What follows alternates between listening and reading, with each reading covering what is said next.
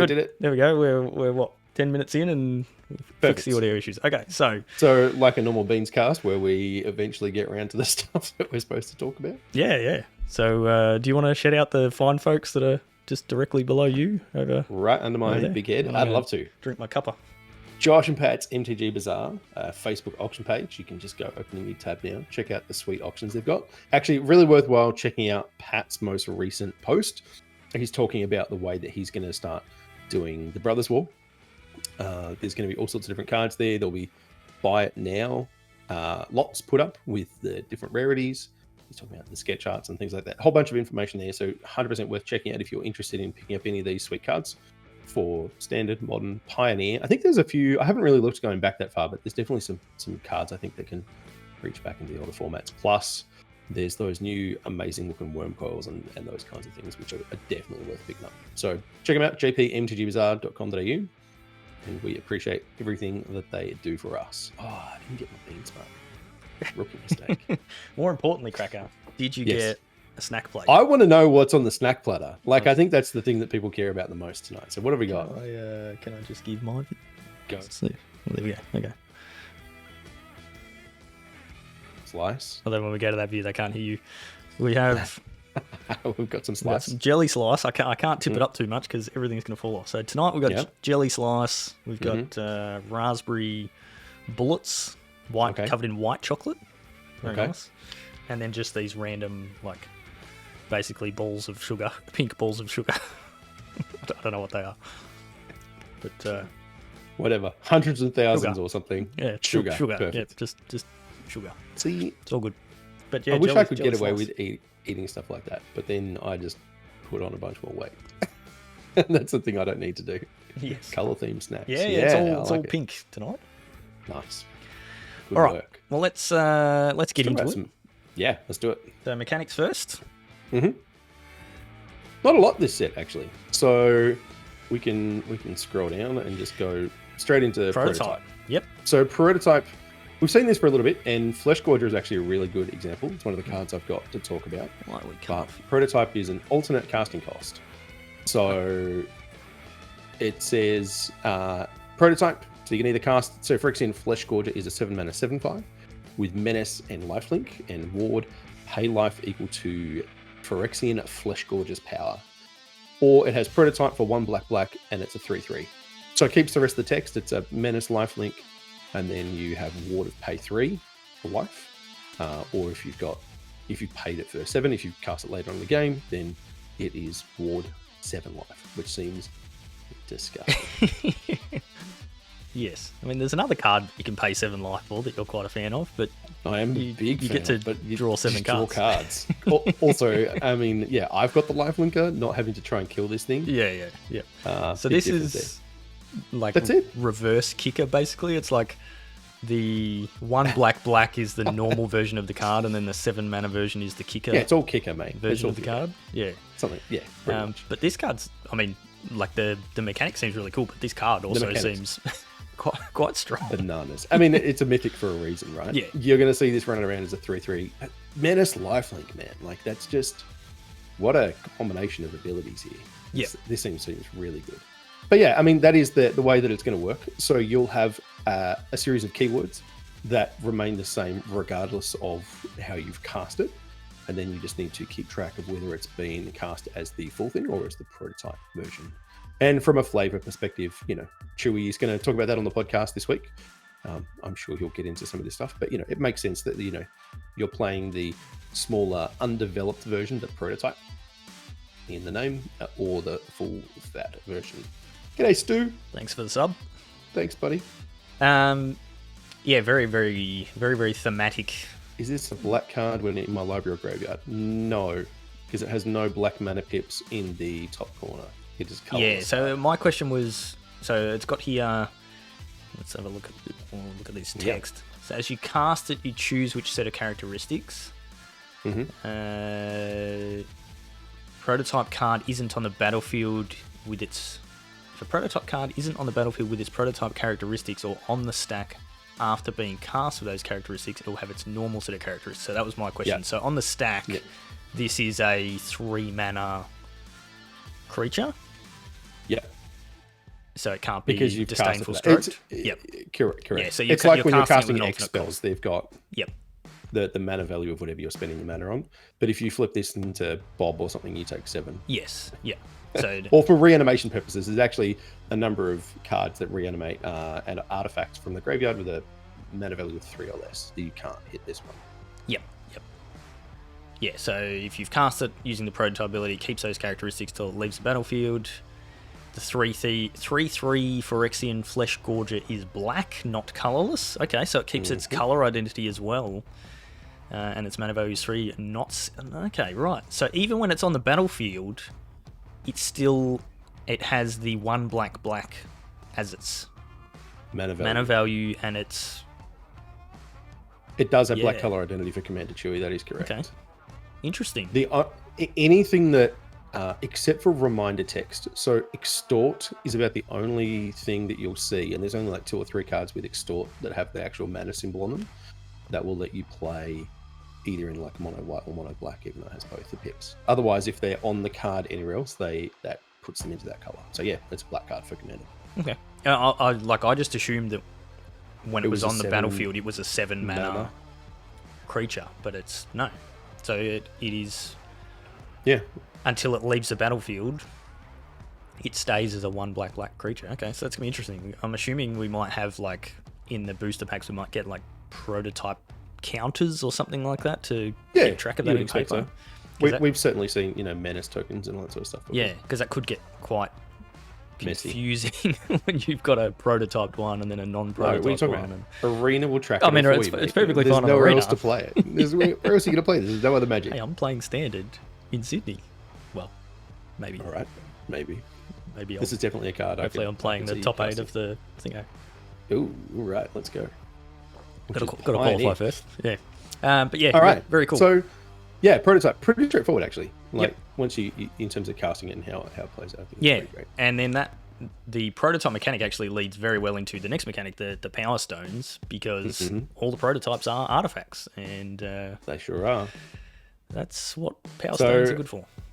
Power Stones. I mean, it's just a mana rock, right? There are a number of different ways you can get it, but they are all artifact tokens that enter the battlefield tapped, and then they tap for a colorless mana. So you can see here there's splitting the Power Stone for 2 and a blue for a sorcery as an additional cost to cast this spell. Sacrifice an artifact. Create 2 tapped Power Stones tokens. If the sacrificed artifact was legendary, draw a card. So there are a few legendary artifacts in the set kicking around. We'll certainly have a look at a couple of those when we get into the actual cards. But the problem I've had with this set so far, Shorty, and trying to evaluate cards is I don't know how good Power Stones are, and I don't know how hard you can ramp. Because there are some ridiculous mana costs in some of these cards, and it just makes it really hard to understand like how consistently you're going to get these things out, and then are they going to stick around? Because there's some stuff that gets rid of it. Like, yeah, I don't know, man. Like this is making it really hard to kind of look at cards and evaluate. But Power Stones, I think, really simple in terms of their implementation. There'll be a thing that says create a Power Stone. They always enter the battlefield tapped. They always tap for 1 mana of colorless. That's it. Yes, and the other clause with them is the mana can't be spent to cast a non-artifact spell. So specifically that means like you can use it for abilities or activate abilities on creatures or permanents, things like that. You can use it for that sort of stuff. You just can't cast a sorcery or a enchantment or something along those lines. Anything else. But obviously they work very well with the prototypes that are worth quite a bit of mana. Yep. I mean, Treasures was kind of the same. When we first started seeing Treasures, it was like, okay, yeah, Treasures cool. Treasures made sense. Food, I think, was the one that was really... Food's really better, because, at the time it was like, oh, okay, cool, it's a food token, and I can gain 3 life, whoop-de-doo, and then it turned out it was the most powerful thing ever. Like, it was this... I mean, it was this full resource. Was the problem. And I think that sort of... And the wolf, Yeah, I think it sort of showed that creating a permanent...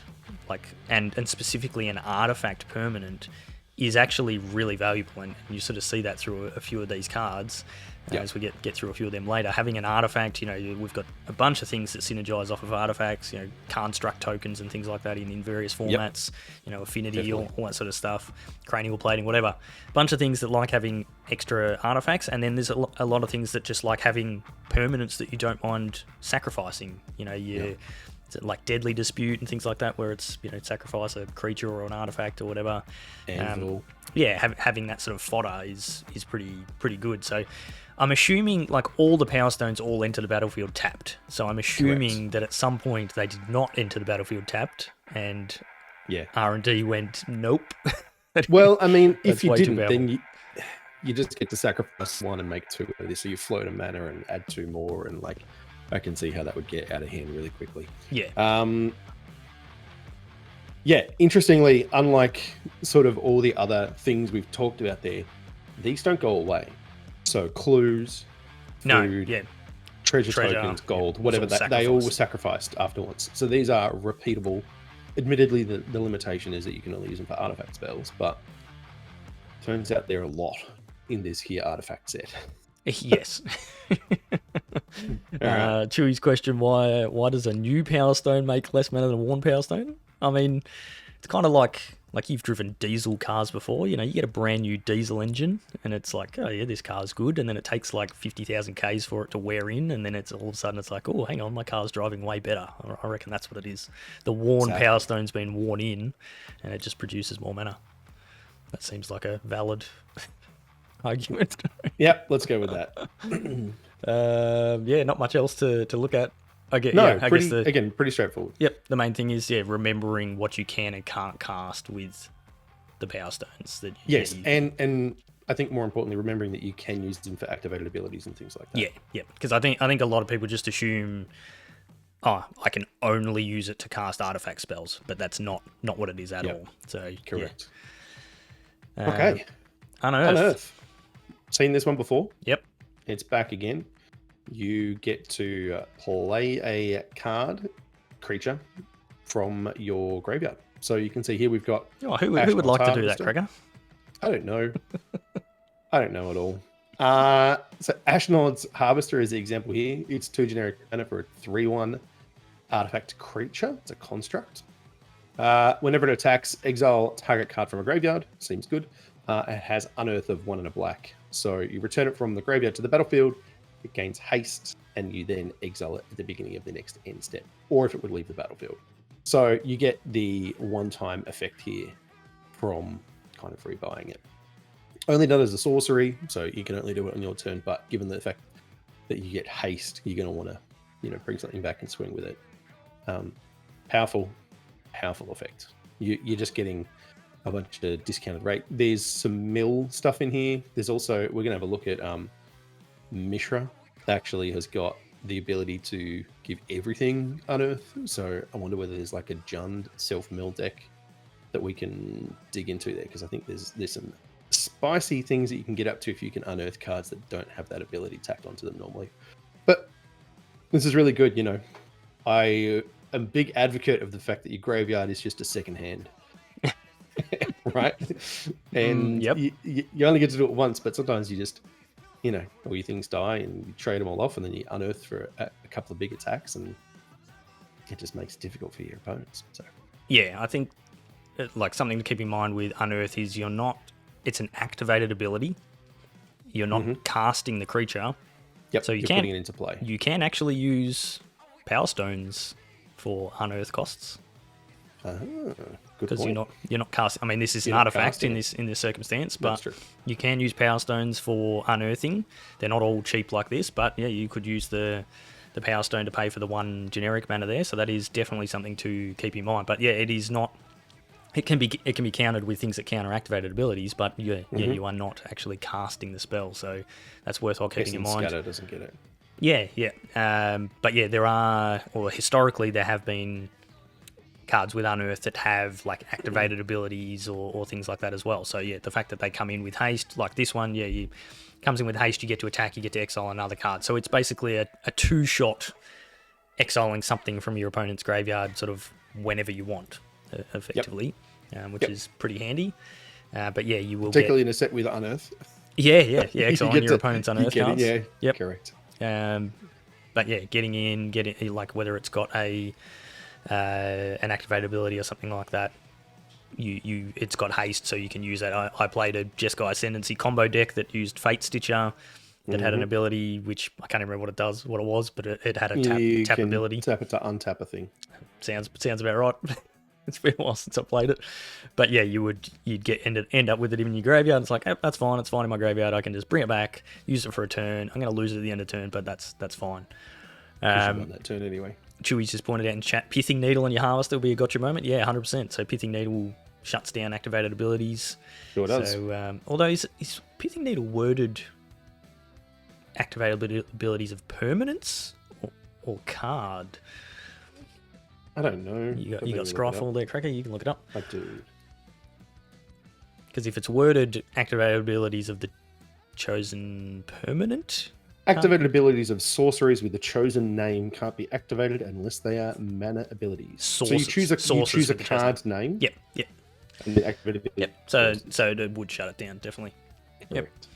Nice. But yeah, we've seen Unearthed before, and it is very good. And yeah, the other thing to point out, as it says in the reminder text, exile at the beginning of the next end step, or if it would leave the battlefield. So it doesn't matter how that creature dies. If you block with it. Fading Hope even. Yeah, bouncing it. Any bounce effect, which there's a couple of. Again. Yep. It will get exiled. So. Yep. Very good. All right. Another returning mechanic, Meld. Oof. Okay. So Meld we have seen a while ago now with the Angel set. It was Eldritch Moon, I think. Yeah, that's the one. Yep. So there's actually only 3 cards, I think, that do the melding thing. Okay. Which is Urza, Mishra, and Titania. I don't think I've missed any others. And basically, you need to have both of the cards. I mean, it says in the bottom, there's an activated ability on Urza Protector here. So we actually chatted about this a little while ago when it first got previewed. But you can pay 7, and then if you both own and control Urza, Lord Protector, and an artifact named the Mudstone, the Meekstone, exile them, and then meld them into Urza Planeswalker, activate them as a sorcery. So you need both of these in play, and then you pay 7 mana, and then you get flipped over to the Urza Planeswalker, which Shorty can scroll down to when he's finished eating his slice. But the ramp with this is you play this on 3. I think we've lost you, Cracker. Cracker's gone a bit robot voice, and now he's frozen. So hopefully he'll come back soon. I will flip over the Urza, and thanks Wizards for not showing us. Oh, there we go. We have the Meld side. Yeah, hopefully we get Cracker back soon. And hopefully that's not my... hopefully my stream is still coming through fine. Oh, you back, Cracker? Hello? Yep. Oh, sorry. I think my internet dropped for a second. Yes, you did. Yeah, you went a bit robot-y and then you froze, and yes, now you are back. Sorry. Okay. I was just about to start talking about the melded side of Urza, but yeah, we have spoken about that on the podcast already. Exactly. So yeah, I mean that's it. Both the cards flip over into the one giant card, and it's the same for Mishra and also for the Titania. I've got all those to chat about later as we kind of work through the list. Yep. They're all super powerful. They're all mythics, at least the creature side of them, and then the flip side, the melded side of these. Again, all seem really strong.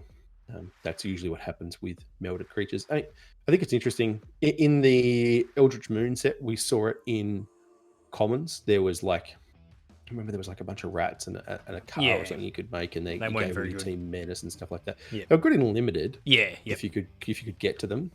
But yeah, these all seem really strong, and obviously very pushed for constructed. You're never going to see these two, a mythic and a rare, in your drafts. I mean, you might get a seal pool and just live the dream. That's true. That is absolutely your true. Opponents are going to be so salty when that happens. Yep. You would be the biggest luck sack ever. So I guess the sort of key parts to point out with the meld one, as it says here, a melded permanent is a single permanent. It's just represented by 2 cards at the same time. If a melded permanent leaves the battlefield, both cards go to where that permanent was headed. Once that happens, the meld will break and the 2 cards will return to being 2 separate cards. So Rona's Vortex bounces Planeswalkers. That's creature or Planeswalker, isn't it? Mm-hmm. So that's got to be pretty nasty when you go to all the effort to flip your Urza, and then your opponent just pays a single blue and bounces both cards back to your hand. Seems pretty. Gross, you're still excuse me. You're still going to get the. You get both halves back. You do. So you're not losing anything, and you still get an activation out of it. As is the case with all Planeswalkers. You get the priority. When you cast a Planeswalker or whatever happens, you have the priority. You get to activate it once, and then your opponent can respond to it. So, correct. You can draw 2 cards and discard a card or whatever else you want to do with this thing, and then your opponent bounces it. And it's like, okay, cool, all good. Not really. It's a massive blowout. If you plus 2, your artifact, instant, and sorcery spells you cast this turn cost 2 less to cast. You gain 2 life. So then you can cast most of the Might Stone for 3, sort of. Maybe. Yeah, I don't know. I mean, you've just invested 7 mana to flip it, so yikes. Yeah, and that was the case with the last time we had Meld. It was like you had to jump through a bunch of hoops to get there. When you got there, the payoff, I think in the previous ones, was fine, but it wasn't like crazy broken. Like we had the. I don't remember ever seeing people actually do like Bruna and Gisela. Yeah. So you ended up with Brazella or whatever, and it was like, oh yeah, that's a large, very strong creature, but it wasn't that good. No, because Bruna costs 7 or something like that. Yeah, it was pretty hard to get there. Whereas they've set these up so they're at least achievable to get the meld without jumping through a million hoops to get there. Like as we spoke about on the podcast, the 2 creatures to get this Planeswalker the creature and the artifact are good and playable. Both halves are fine. Yeah. And it's not that hard. And then if you do get blown out by them bouncing it with Rona's Vortex or something, well, so be it. But then you get to do it again. And look, the fact that there's only 3, it's not a huge part of the format. So that's it. There's stuff about Transformers, but no one cares about those. We've talked about all that in the convert. Yes, we have. We have done our bit on that, and we're not talking about Transformers tonight. So, nope. All right. So interesting mechanics. Couple of returning mechanics, and I mean Power Stones are not really a mechanic. Not a mechanic, no. It's just a set feature, I guess. Token. So really, it's only the one. It is, but I really like Prototype. Yeah, Prototype's an awesome mechanic. I'm really looking forward to that. And we'll probably have a look at a few of those cards tonight. There's some really good ones. And we've said it before, it is Kicker. It is a variation on Kicker, and Kicker has always been really good. We've had adventures and whatever, split cards and flip cards and DFCs and all that sort of stuff. And anytime you've got that choice in your spells and how you can cast them is useful. Like that makes your games more diverse and gives you more options. And when it's something that you can play it like this, where you can play it at 2 spots on the curve, that's perfect. That's exactly what you want. You play it as a 3-drop in that circumstance, and then you've got it as a late game powerhouse. So very, very good. I really like it. I think it's really cool. And I actually like that there's a bit of simplicity in terms of the reduced number of new mechanics and things. Like sometimes we'll see, I'm thinking back to like Ikoria and stuff like that, where it felt like there was like 7 new things. There was like companions and mutate and like all these other things going on. It was kind of wild. Yep. Whereas I think there's just enough in this set anyway to fill it out with not a whole stack of stuff. So cards. Yeah, let's look at some cards. Sweet. So using Scryfall because it is the source of all things good. Don't bother using Gatherer. No. Not for this stuff. There are a couple of things that in the trenches seems interesting. I didn't really have it on my list. It's kind of like it's an anthem, and then you can pay 6 and exile something, but you can only do it once. So you exile both. So you can use it as a removal spell, but it shrinks your team if you're going to do that. But otherwise, it is just like a glorious anthem. I mean. I'm pretty sure there's a lot of both Chewy and I have played Glorious Anthem in constructed formats in the past and been more than happy to play it. So, this is just Glorious Anthem with an extra ability. With upside. Yeah. The first one, I mean, obviously there's 260 or 70 cards in the set, so we're not going to go through the whole lot. But the first one I had on the list, if you scroll down a little bit, was Lauren of the Third Path. Yep. On the far right. Vigilance, ETB, destroy up to 1 artifact or enchantment. Just seems good. In a set full of artifacts and enchantments. Yeah, and from what we've had from the last few sets, with Kamigawa having tons of artifacts and enchantments, and then hopping sagas and stuff like DMU sagas, and yeah. Seems I mean, decent. Reclamation Sage has been a playable card in green for a long time, and whether this is main deckable, whether the legendary stuff, there's some other things. There's a green-red creature that cares about legendary creatures. I don't know whether there's like a Naya Legends deck or something like that. We just saw the Esper Legends deck. Yeah, Tom D just won our league finals with the Esper Legends deck, so sure did. This could certainly fit in there. Yeah, so that was the first one that kind of jumped out to me, and then it's also a human activated ability, which does come up, not as much in standard, but definitely in. It does. Pioneer, it might be worthwhile looking at actually. There's obviously less power there, and that does tend to be a white-based creature deck. Yeah, deck there. Activated ability of tap. You and opponent each draw a card, or target opponent. I don't know how much I want to be giving my opponent cards, but hey, you're in white. You get to draw a card. Be grateful for what you give it. All right. Because normally you don't get a lot, so it's got to come with some sort of downside. I wonder if you can play this alongside Liliana and make your opponent draw the card and then just discard it, so they don't actually get the get any sort of benefit from it. There is more black discard in this set as well, actually, a couple of different pieces. So yeah, there's definitely a disruption suite there. Yeah, nice. While we're here, a card that you didn't have on your list, but the one right next to it, Lay Down Arms. This is quite solid. Single white, sorcery, exile target creature with a mana value less than or equal to the number of planes you control. Its controller gains 3 life. So I actually played Oust when we're at Chris's house playing Cube on the weekend. And this seems better, I think, from memory of the text of Oust. I guess it depends on the deck that you're playing. Yeah. Let me just refresh myself of what Oust actually does. I think it's exile target attacking or blocking creature. Its controller gains 3 life.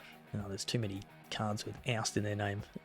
Put target creature into its owner's library second from the top. Its controller gains 3 life. So it's not exiled, it's not killing, it's not doing anything. It's just... Oh, it's a sorcery. Yeah, and it's a sorcery. There's another one. Yeah, so this is a sorcery as well, which is not ideal, but the fact that it can snag early drops for a single mana is going to be good. And then later on, depending on the deck, it counts your planes, so it does count your triomes and your dual lands and shock lands and all that sort of stuff as well.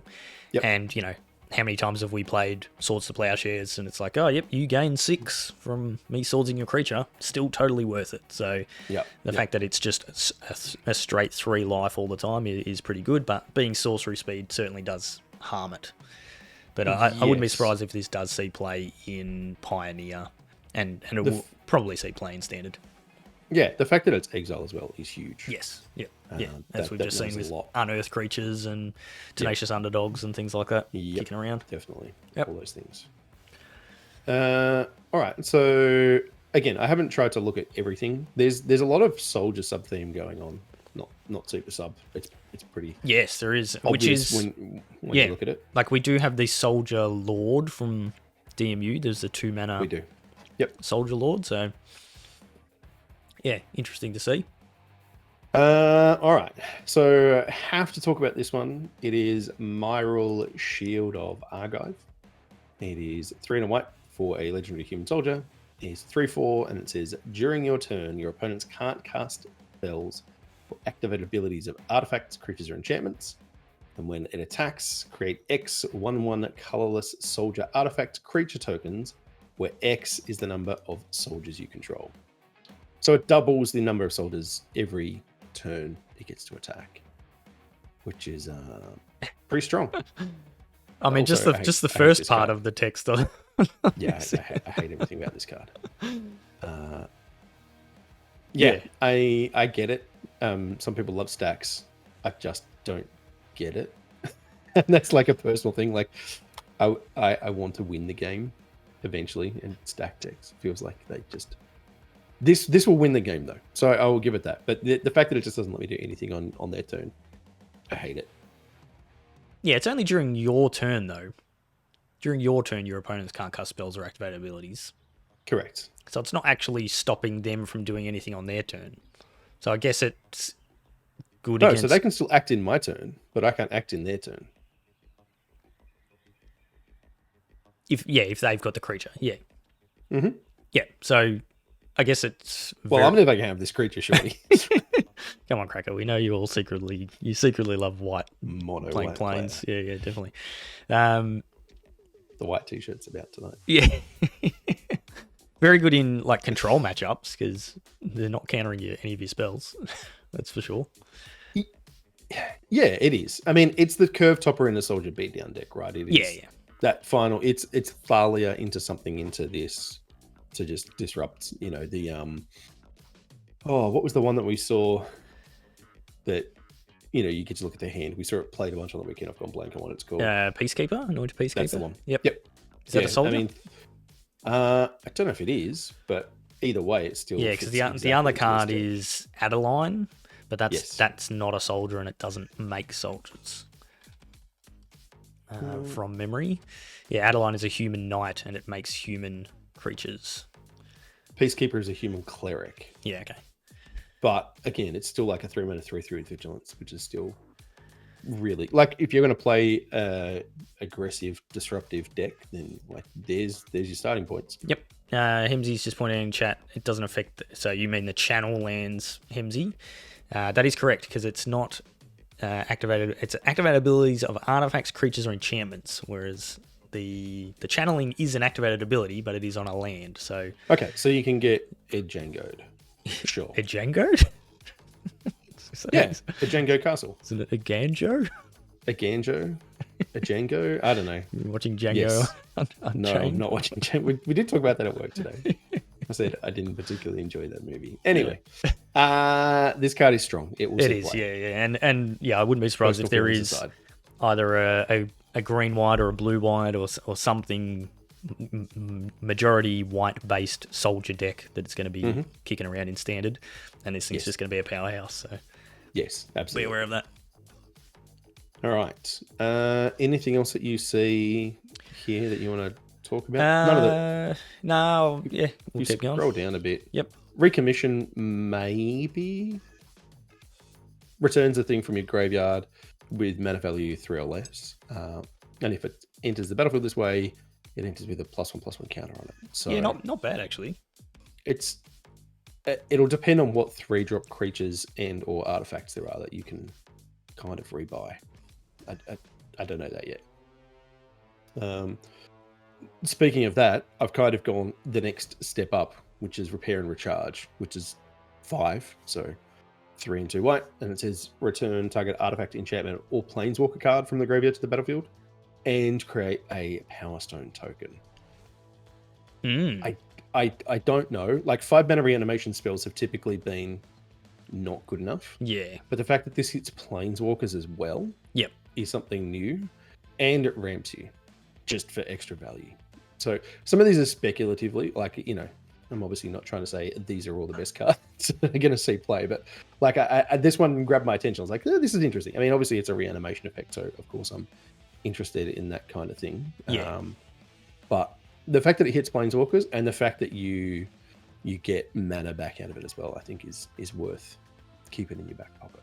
Yeah, it's quite versatile in what you can return. Like, I think we've got a few different 5-mana reanimation spells at the moment. Like there's the White Invoke, and I think there's something else as well. Yep.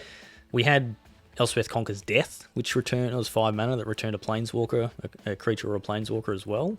Yeah, it did other stuff. That was a powerhouse, but yeah, it also did a bunch of other things. So there was also the Black Saga that did that as well. Yeah, that one. Yep, I can picture the art. The Eldest Reborn. Eldest Reborn, that's the one. There we go. I got there. Yep. I don't know. Yeah, again, just grabbed my attention. Seemed interesting. Worth once you hit a critical mass of these things, if there's a self-mill kind of thing, or some additional value you can get out of your graveyard, you need to pay attention. All right, what do I have next? Siege Veteran. Yep. Yeah. 2 and a white, 2/2 human soldier again. Beginning of combat on your turn, put a +1/+1 on counter on target creature you control, which we've seen before. And whenever another non-token soldier you control dies, create a 1/1 colorless soldier artifact creature token. So we had Luminarch Aspirant that had to be nerfed in Alchemy because it was too powerful. But yeah, 2 mana, same effect, beginning of combat, +1/+1 on counter. That's super powerful. We've seen that before. Yeah, really good. And yeah, very, very good. And yeah, obviously chucking this into a soldier deck as well. Anytime any of your other soldiers die, you're getting 1/1 soldiers back again. So it's non-tokens, so you don't get it off everything. It's not off the tokens themselves, but they are soldier artifact creature tokens. So there really is going to be a lot of artifacts kicking around on the battlefield. I haven't looked into it too much, but I'm assuming there's going to be synergies of things that count numbers of artifacts. I mean, we've got it already with the Saga that flips into a creature that counts your artifacts and enchantments. Machiko's Reign of Truth. Yep, that's the one. He's the one, that pumps all your things that get played in the enchantments deck or whatever it is. Yep. I mean, there are things that make constructs as well. So, those things will be massive if they get left unchecked. Yep. The next one you had was the next card there, Soul Partition. Soul Partition, 1 and a white, instant, exile target non-land permanent. For as long as this card remains exiled, its owner may play it. A spell cast by an opponent this way costs 2 more to cast. So, not a straight removal spell, but this taxing effect we're seeing a lot of, right? Yeah. Certain Elite Spellbinder, we see it in Peacekeeper, we see it here. But this is the first time we've seen it on not a creature. And there's no way for it to, come back. What is that? Please give away signed photo of Cracker. You want a signed photo of Cracker? Sure. How are you, Tyus? Good to see you too, mate. Yeah, it is an interesting effect. Like, we have seen it with Peacekeeper and the PV card. Yep. The 2 mana does actually matter, but those are taking it from the hand where you can go, all right, you're on 3 mana. You've got this 5-drop that's really powerful. I'm going to take that, and you're going to have to pay 7 mana for it. And just getting to 7 mana is going to be really hard. Whereas this, it's a permanent that's already on the field. So they've already got the mana to cast it. So let's say it's a 2-drop. They're on the play. They play a 2-drop. You, on your turn, exile it. It now costs them 4 to recast it. It's not that far off that they're going to get to recast it. So it's... Okay. It feels more like a tempo. I was going to say, play. Agreed. But if you've blue, played white against... or something? Yeah, exactly. If you've played with Fading Hopes or Rona's Vortex or any of that sort of thing, it's not about permanently removing it. Yeah. It's just about speed bumps. It's about slowing it down. So this is not a hard removal spell. And I don't know where the home is, but it's unique. We haven't seen this kind of thing before. And sometimes just doing this 2 turns in a row, making people replay their 3-drop at 5, you can just...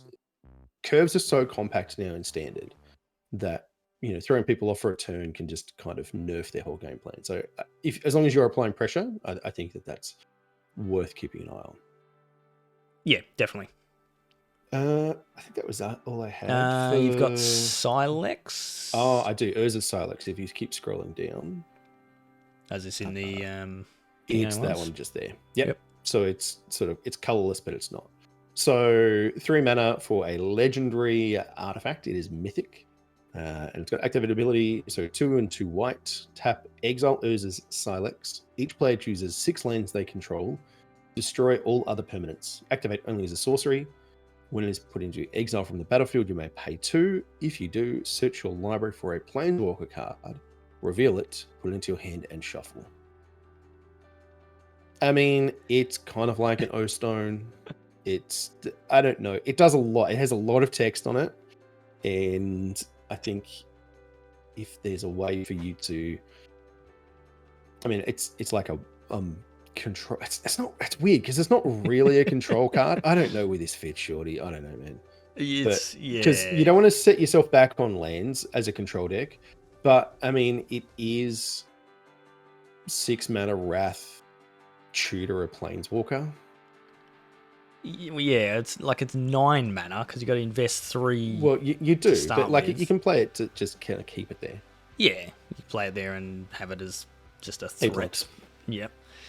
Yeah, the threat of activation is real. But I mean, it's the fact also, that it's only as a sorcery. Yeah, sorcery speed. That's the big problem. So, you play it and your opponent's like, oh well, I've only got 4 lands or 5 lands, so that's not a clause that I care about, and I'm just gonna put 2 creatures on the field and see if you wanna deal with them. And yeah, but I mean, again, we've both played matchups against control decks where you don't commit enough to the board and they don't have to react. Yeah. And so then they sit there and they've got and they just slowly take over the game. They just gain value from other places. Yep. So the threat of activation and sometimes you just got to overcommit into it and hope that you can rebuild faster, knowing that they've got a Planeswalker next to it. seems interesting. Yep.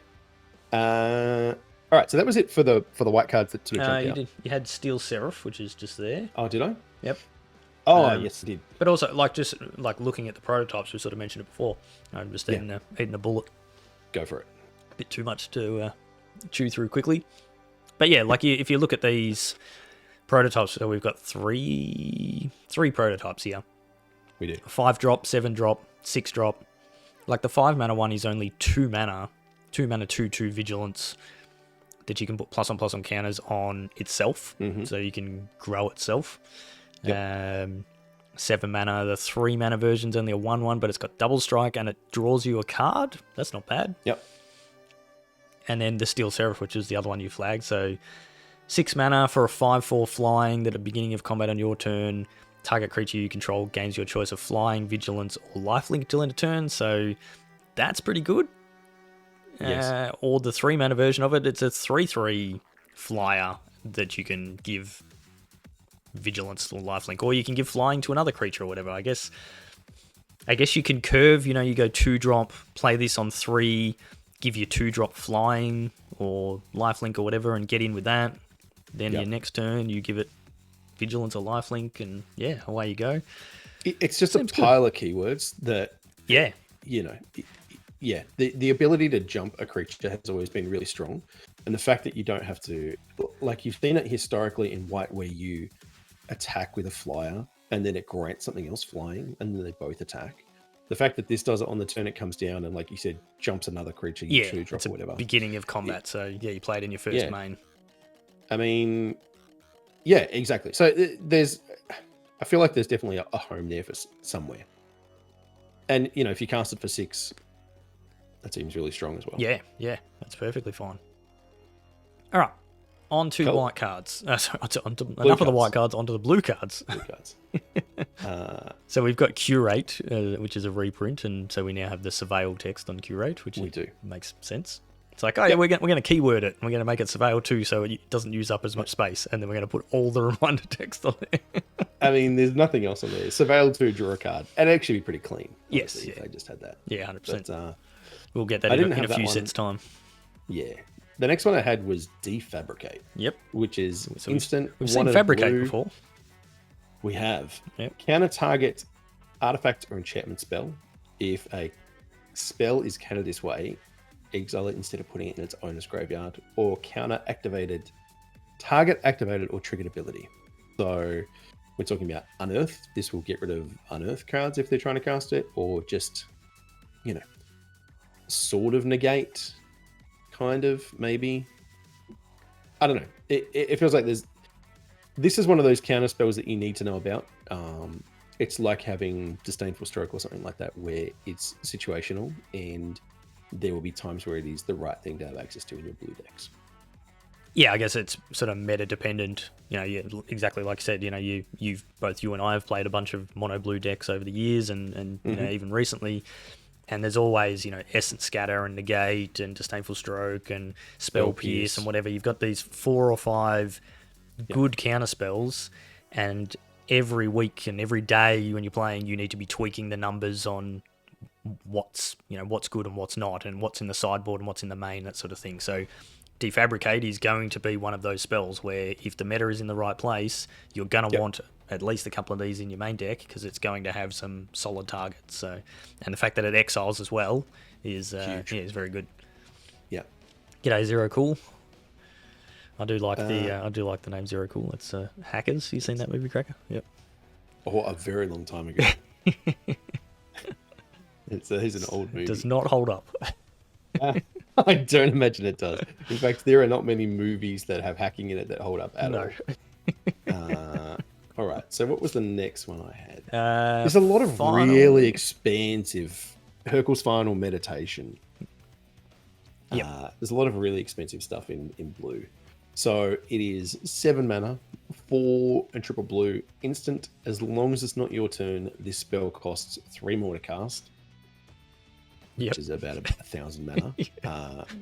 Return all non-land, 10,000, same thing. Return all non-land permanents to their owner's hands. End the turn. So this is exile all spells and abilities from the stack, including this card.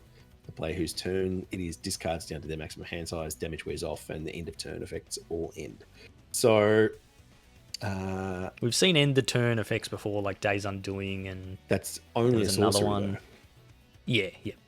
Yeah. There are definitely things where you can end the turn, and it is a powerful thing to do because it is literally a counter spell, but it just exiles everything. It's kind of gross, which is why it costs 10 mana to do on the opponent's turn. Just a measly 10 mana. I mean, it's also not quite upheaval. It's overloaded Cyclonic Rift. Right? Except it's your stuff as well. So, like it is. And it's more expensive. It is. It is. Look, are you trying to tell me that Cyclonic Rift is a powerful card, Cracker? No, not at all. It's not in every single blue commander It's deck. not. I cut it from my deck. It was too obnoxious. Wow. You got to play it. Yeah, it's incredibly strong. Again, I don't know if there's a home for this. It is a humongous amount of mana, and the problem is that if you can't even ramp it with Power Stones, and if you did, then you just bounce them all. So, that's no good either. So I don't know where this fits, but it's worth pointing out. It felt like. Yes, it is. While we're there, like it's not on your list, but Hercule, the card right next to it, is interesting. Sure. Yes. Yeah. 1 blue for 2/4. Excuse me. Human Wizard Advisor. That is a lot of text to fit in that text box there. At the beginning of your end step, if you've cast a non-creature spell this turn, reveal the top 5 cards of your library. For each card type among non-creature spells you've cast this turn, you may put a card of that type from among the revealed cards into your hand. That is a really long sentence. Sure is. Put the rest on the bottom of your library in a random order. So, play the creature. Yep. Play Consider. Yep. Go to your end step. You get to reveal the top 5 cards of your library and put an instant into your hand. Correct. Seems good? Yep. Then the following turn, you cast whatever, an artifact, an instant, a sorcery, whatever. If you manage to cast a couple of spells in a turn, then you get to look at 5 and hopefully take more than 1 card. I don't know. Interesting. I don't know, man. Yeah. I looked at this and, like, speaking of cards that are hard to evaluate, this is because it's only the beginning of your end step, so it's got to go in a deck where you're wanting to cast spells on your turn. You can't be putting it into a control deck where you want to be doing everything on your opponent's turn. Yep. So I don't know.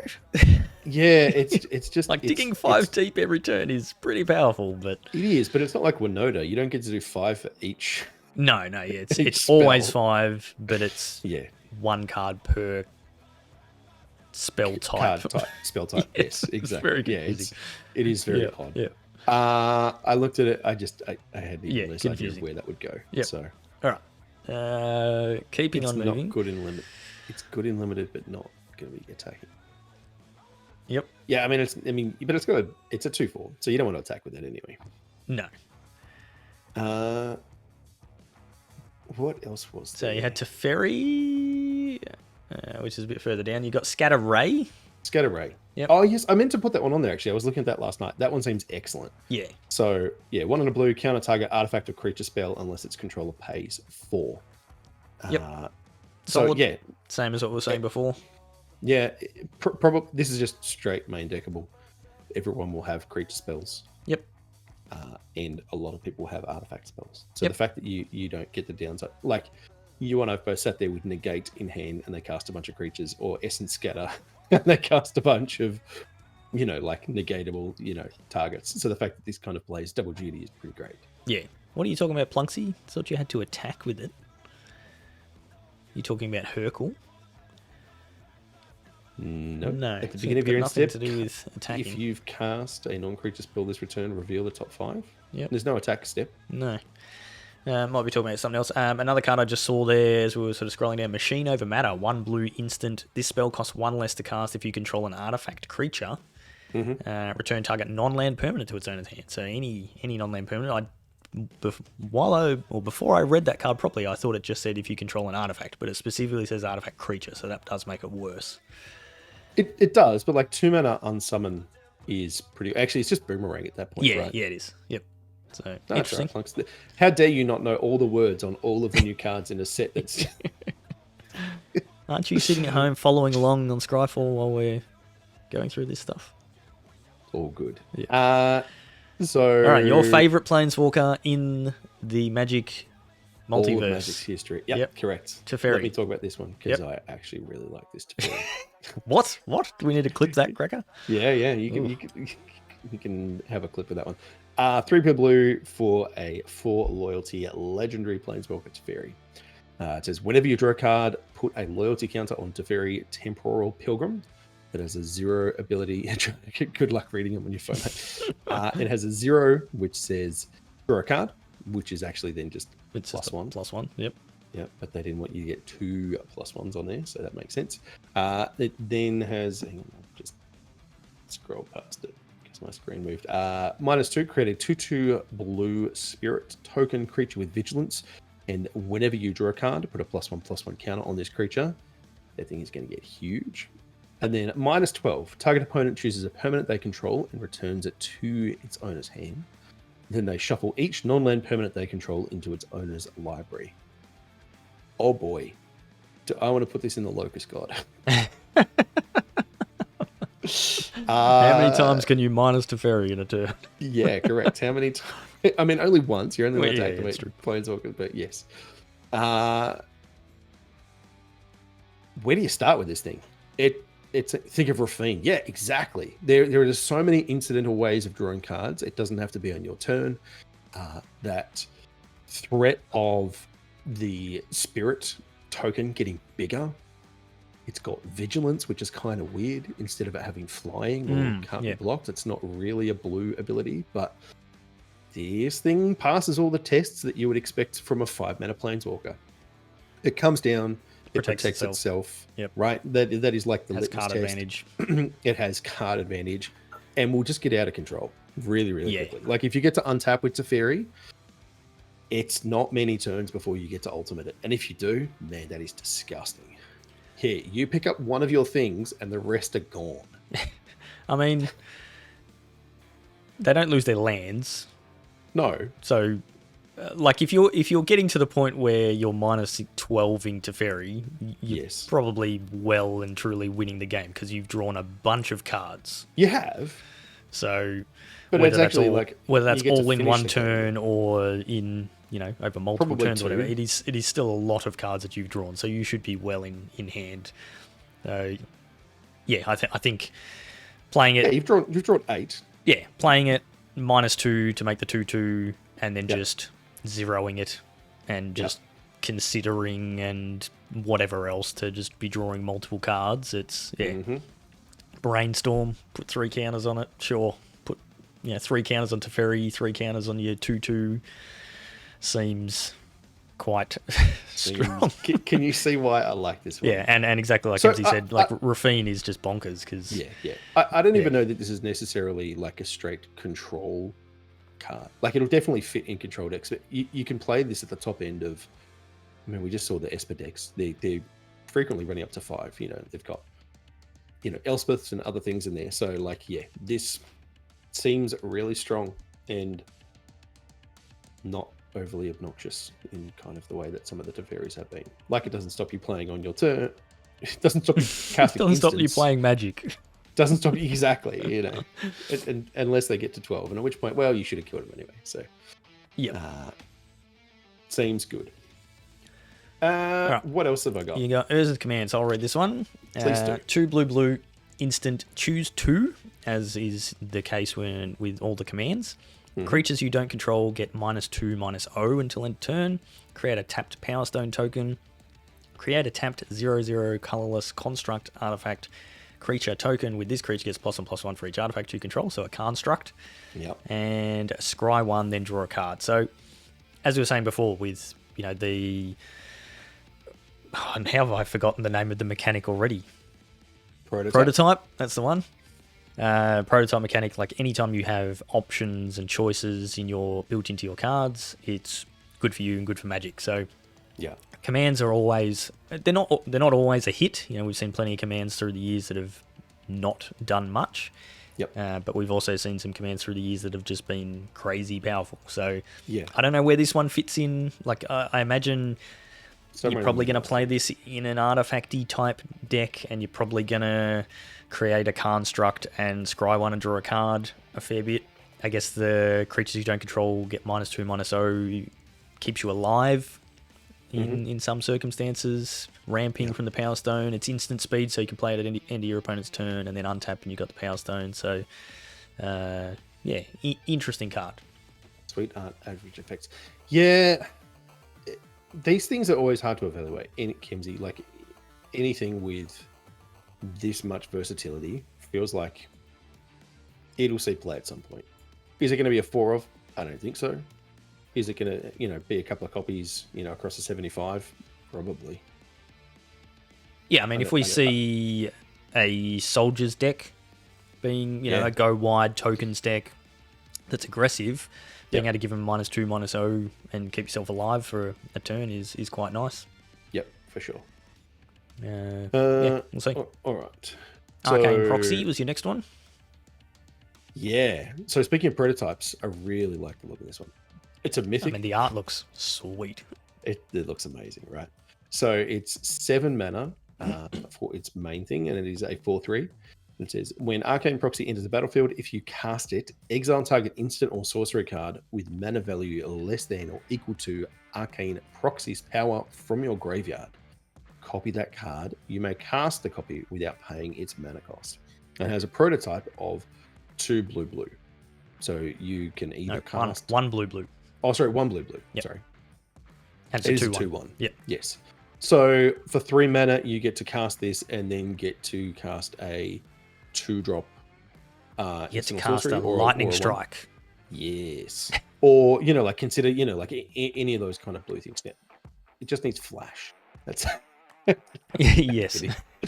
Better than Snapcaster. And like that's why it caught my attention. Obviously, it echoes of Snapcaster, but you don't have to pay the mana, which is what seems kind of insane about it. So you cast the copy without paying its mana cost, and if you've got 7 mana, you get to cast a 4-drop from your graveyard. So I don't think this will come down as a 7 mana spell very often. No, but on 3, flashing back for free, like you said, a lightning strike, or I don't know, any one of those number of different things you can do. Yeah. Seems really good. I mean, I guess you could play this on 7 and flashback a Memory Deluge for 4. You could. It's the same as paying 7 for a Deluge. Yeah, you can just you don't dig 7 deep, you only dig the 4 deep, but yep. Yeah, cool. Yeah. So, again, versatility seems really good. Plunksy can see that there is a Combat Courier, which is Bomat Courier's cousin. Doesn't look anywhere near as good as Bomat Courier. It's also a common and not a rare, so that's not surprising. And the last blue one you had on your list is Surge Engine. Yeah. So I was tempted about hulking Metamorph, which is up just a little bit. Yep. But I don't know. It's a 9 mana 7/7. It ETBs as a copy of an artifact creature.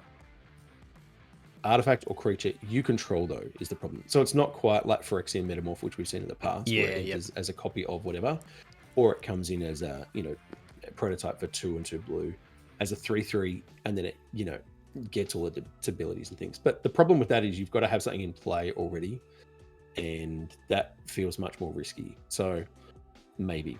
But Surge Engine seems potentially really good. Yeah, so it's crack before you do. Kraken has just yes pointed out that what I said about Merry Deluge is incorrect because you are not paying any mana for it, and the way Deluge is worded is that is true. You look at how much mana you've spent. So scrap that. We'll cut that from the stream. Yep. No. We back again. Yep. And go. Just dump the last 30 seconds. Yeah. Cool. So Surge Engine is a 2-mana 3/2 with Defender, blue. It has 3 activated abilities. So blue, Surge Engine loses Defender and gains this creature can't be blocked, which seems awesome. Yeah. Then you can pay 3. This is not until end of turn. This is just permanently now. Oh, yeah, okay. Yep. It is a 1-time activated ability. So this is like leveling up. Yeah, yep, exactly. So then you've got 2 and a blue. Surge Engine becomes blue and has base power and toughness 5. Activated only if it doesn't have Defender. And then its final one is 4 blue, draw 3 cards. Only activate if Surge Engine is blue and only once. So ignoring all of the other text, a 3-mana 3/2 unblockable. In blue? In blue. Okay, sure. I mean, talking about Delver Shells and things like that, beatdown, is it kind of beatdown? Yeah. This seems like a thing I want to be doing. Wow. I have not seen this card. That's why it's a mythic as well. But yeah. I the more I read it, I was just like, I only have to pay blue once. Like, it's not blue every turn. Yeah, so it's just nuts. Figure of Destiny, or what's the one, Evolved Sleeper that we've got in standard at the moment. Yep, exactly. Yeah, so play it on 2, turn 3, play a land, pay 1 for this, get in for 3, keep up 2 mana for a counter spell or something like that. Seems good. Seems and great. then if you get there long enough, it becomes draw 3 cards. Sure. Yep. And importantly, these activated abilities don't say only as a sorcery. No. Yep.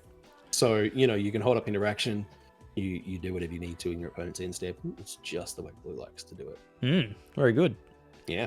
All right. I am pretty keen on that card. Me too. And I've got some mythic wild cards there. All right. Let's go. That's enough for blue. So black. So the first card on your list is which figure? Disfigure. Yes, very good. I had to say it. Target creature gets -2/2 until end of turn. Solid card, reprint. Yeah, it is. It's great. That actually, there's 3 on this line that I want to talk about. But yeah, Disfigure, I mean, I don't know what there is to say about it, right? It's just kind of says what it is. Kills things good. Yep. We'll do a lot of work in limited. Diabolic Intent, 2 over to the left. As an additional 1 and a black sorcery, as an additional cost to cast this spell, sacrifice a creature, search your library for a card, put it into your hand, and shuffle. Wow, I have not seen this card. You've never seen it? It's a reprint. No, is it? Yep. Yeah, Diabolic Intent is an old demonic tutor sort of thing, but sacrificing a creature is not necessarily a downside, particularly in the Rakdos colors, which we've seen. Yeah. Tutors are interesting in standard, I find, where you need something powerful to, go and do. But yeah, it's seen. What was it originally printed? It was in Plane Shift. There you go. Wow, old school. And then like reprints in Battle Bond and some other things. But yeah, so this card, Commander All-Star. Yeah, I can see why. But yeah, plenty of things to be sacrificing, plenty of creature fodder that you don't mind sacrificing. Heaps of stuff. Yep. So you were talking about discard Liliana theme before. Do you want to read Dreams of Steel and Oil? Dreams of Steel and Oil. Single black for sorcery. Target opponent reveals their hand. You choose an artifact or creature card from it. Then choose an artifact or creature card from their graveyard. Exile the chosen cards. Wow, okay. So an interesting take on the, duress and Thoughtseize and that sort of stuff. You're hitting either a creature or an artifact, which is pretty solid. But yeah, you're also getting the graveyard as well. Now, the way that's worded, if they don't have a creature or an artifact in hand, is that going to fizzle the spell? Yes. You're not. No, well, I don't think it is because you're not targeting. You're targeting them, and that's the only target in the spell. The rest is choosing, which is not actually targeting anything. I'm gonna need a judge. Yeah, maybe someone in chat can clarify that for us. But yeah, I'm pretty sure it's like your spells fizzle when there's no legal targets, but the target is just the opponent, which you will always have. And if you don't have an opponent, you have won the game, so it really doesn't matter. Correct. Yes, 1 mana exactly. This is like, I mean, it's not like Inquisition Thoughtseize good, but it's way above rate for what we normally see in Standard. And again, everyone has creatures. Pretty much everyone's going to have an artifact now. So if all you get to do is discard a creature from their hand and then exile it from their graveyard, you get to do that. Yeah. So you don't get to Oh, yeah. So you're just exiling it anyway. Yeah, you're always exiling. Yeah, you are. Whether it's from their hand or from the graveyard. Yeah. Exactly. So yeah, seemed really good in a just. You can choose 0 on that. Yeah, exactly. Blocks. Yep. Yep. Kraken is saying my reasoning sounds correct, but I did just completely get wrong that memory deluge thing before. No, that's fine. Don't worry about it. Don't worry about it. No one heard that. So no fizzle. Yeah, Black has got a bunch of tools. Yeah, I mean, because Black's really struggling in Standard at the moment. So it really has. I feel like it needed a buff. Do you know tell us about Gix? Gix itself, yep. Gix Yawgmoth Praetor. 1 black for 3/3 Phyrexian Praetor. Legend. Whenever a creature deals combat damage to one of your opponents, its controller may pay 1 life. If they do, they draw a card. So that's... it's worded weirdly for multiplayer. Yeah, so in 2-player, it's just whenever one of your creatures deals combat damage to a player, you can pay a life and you get to draw a card. Now, is that per creature? Because that's whenever a creature deals combat damage. So if you've got 3 creatures that hit your opponent, you can pay 3 life and draw 3 cards. That's the way I read it. Yep. But it's...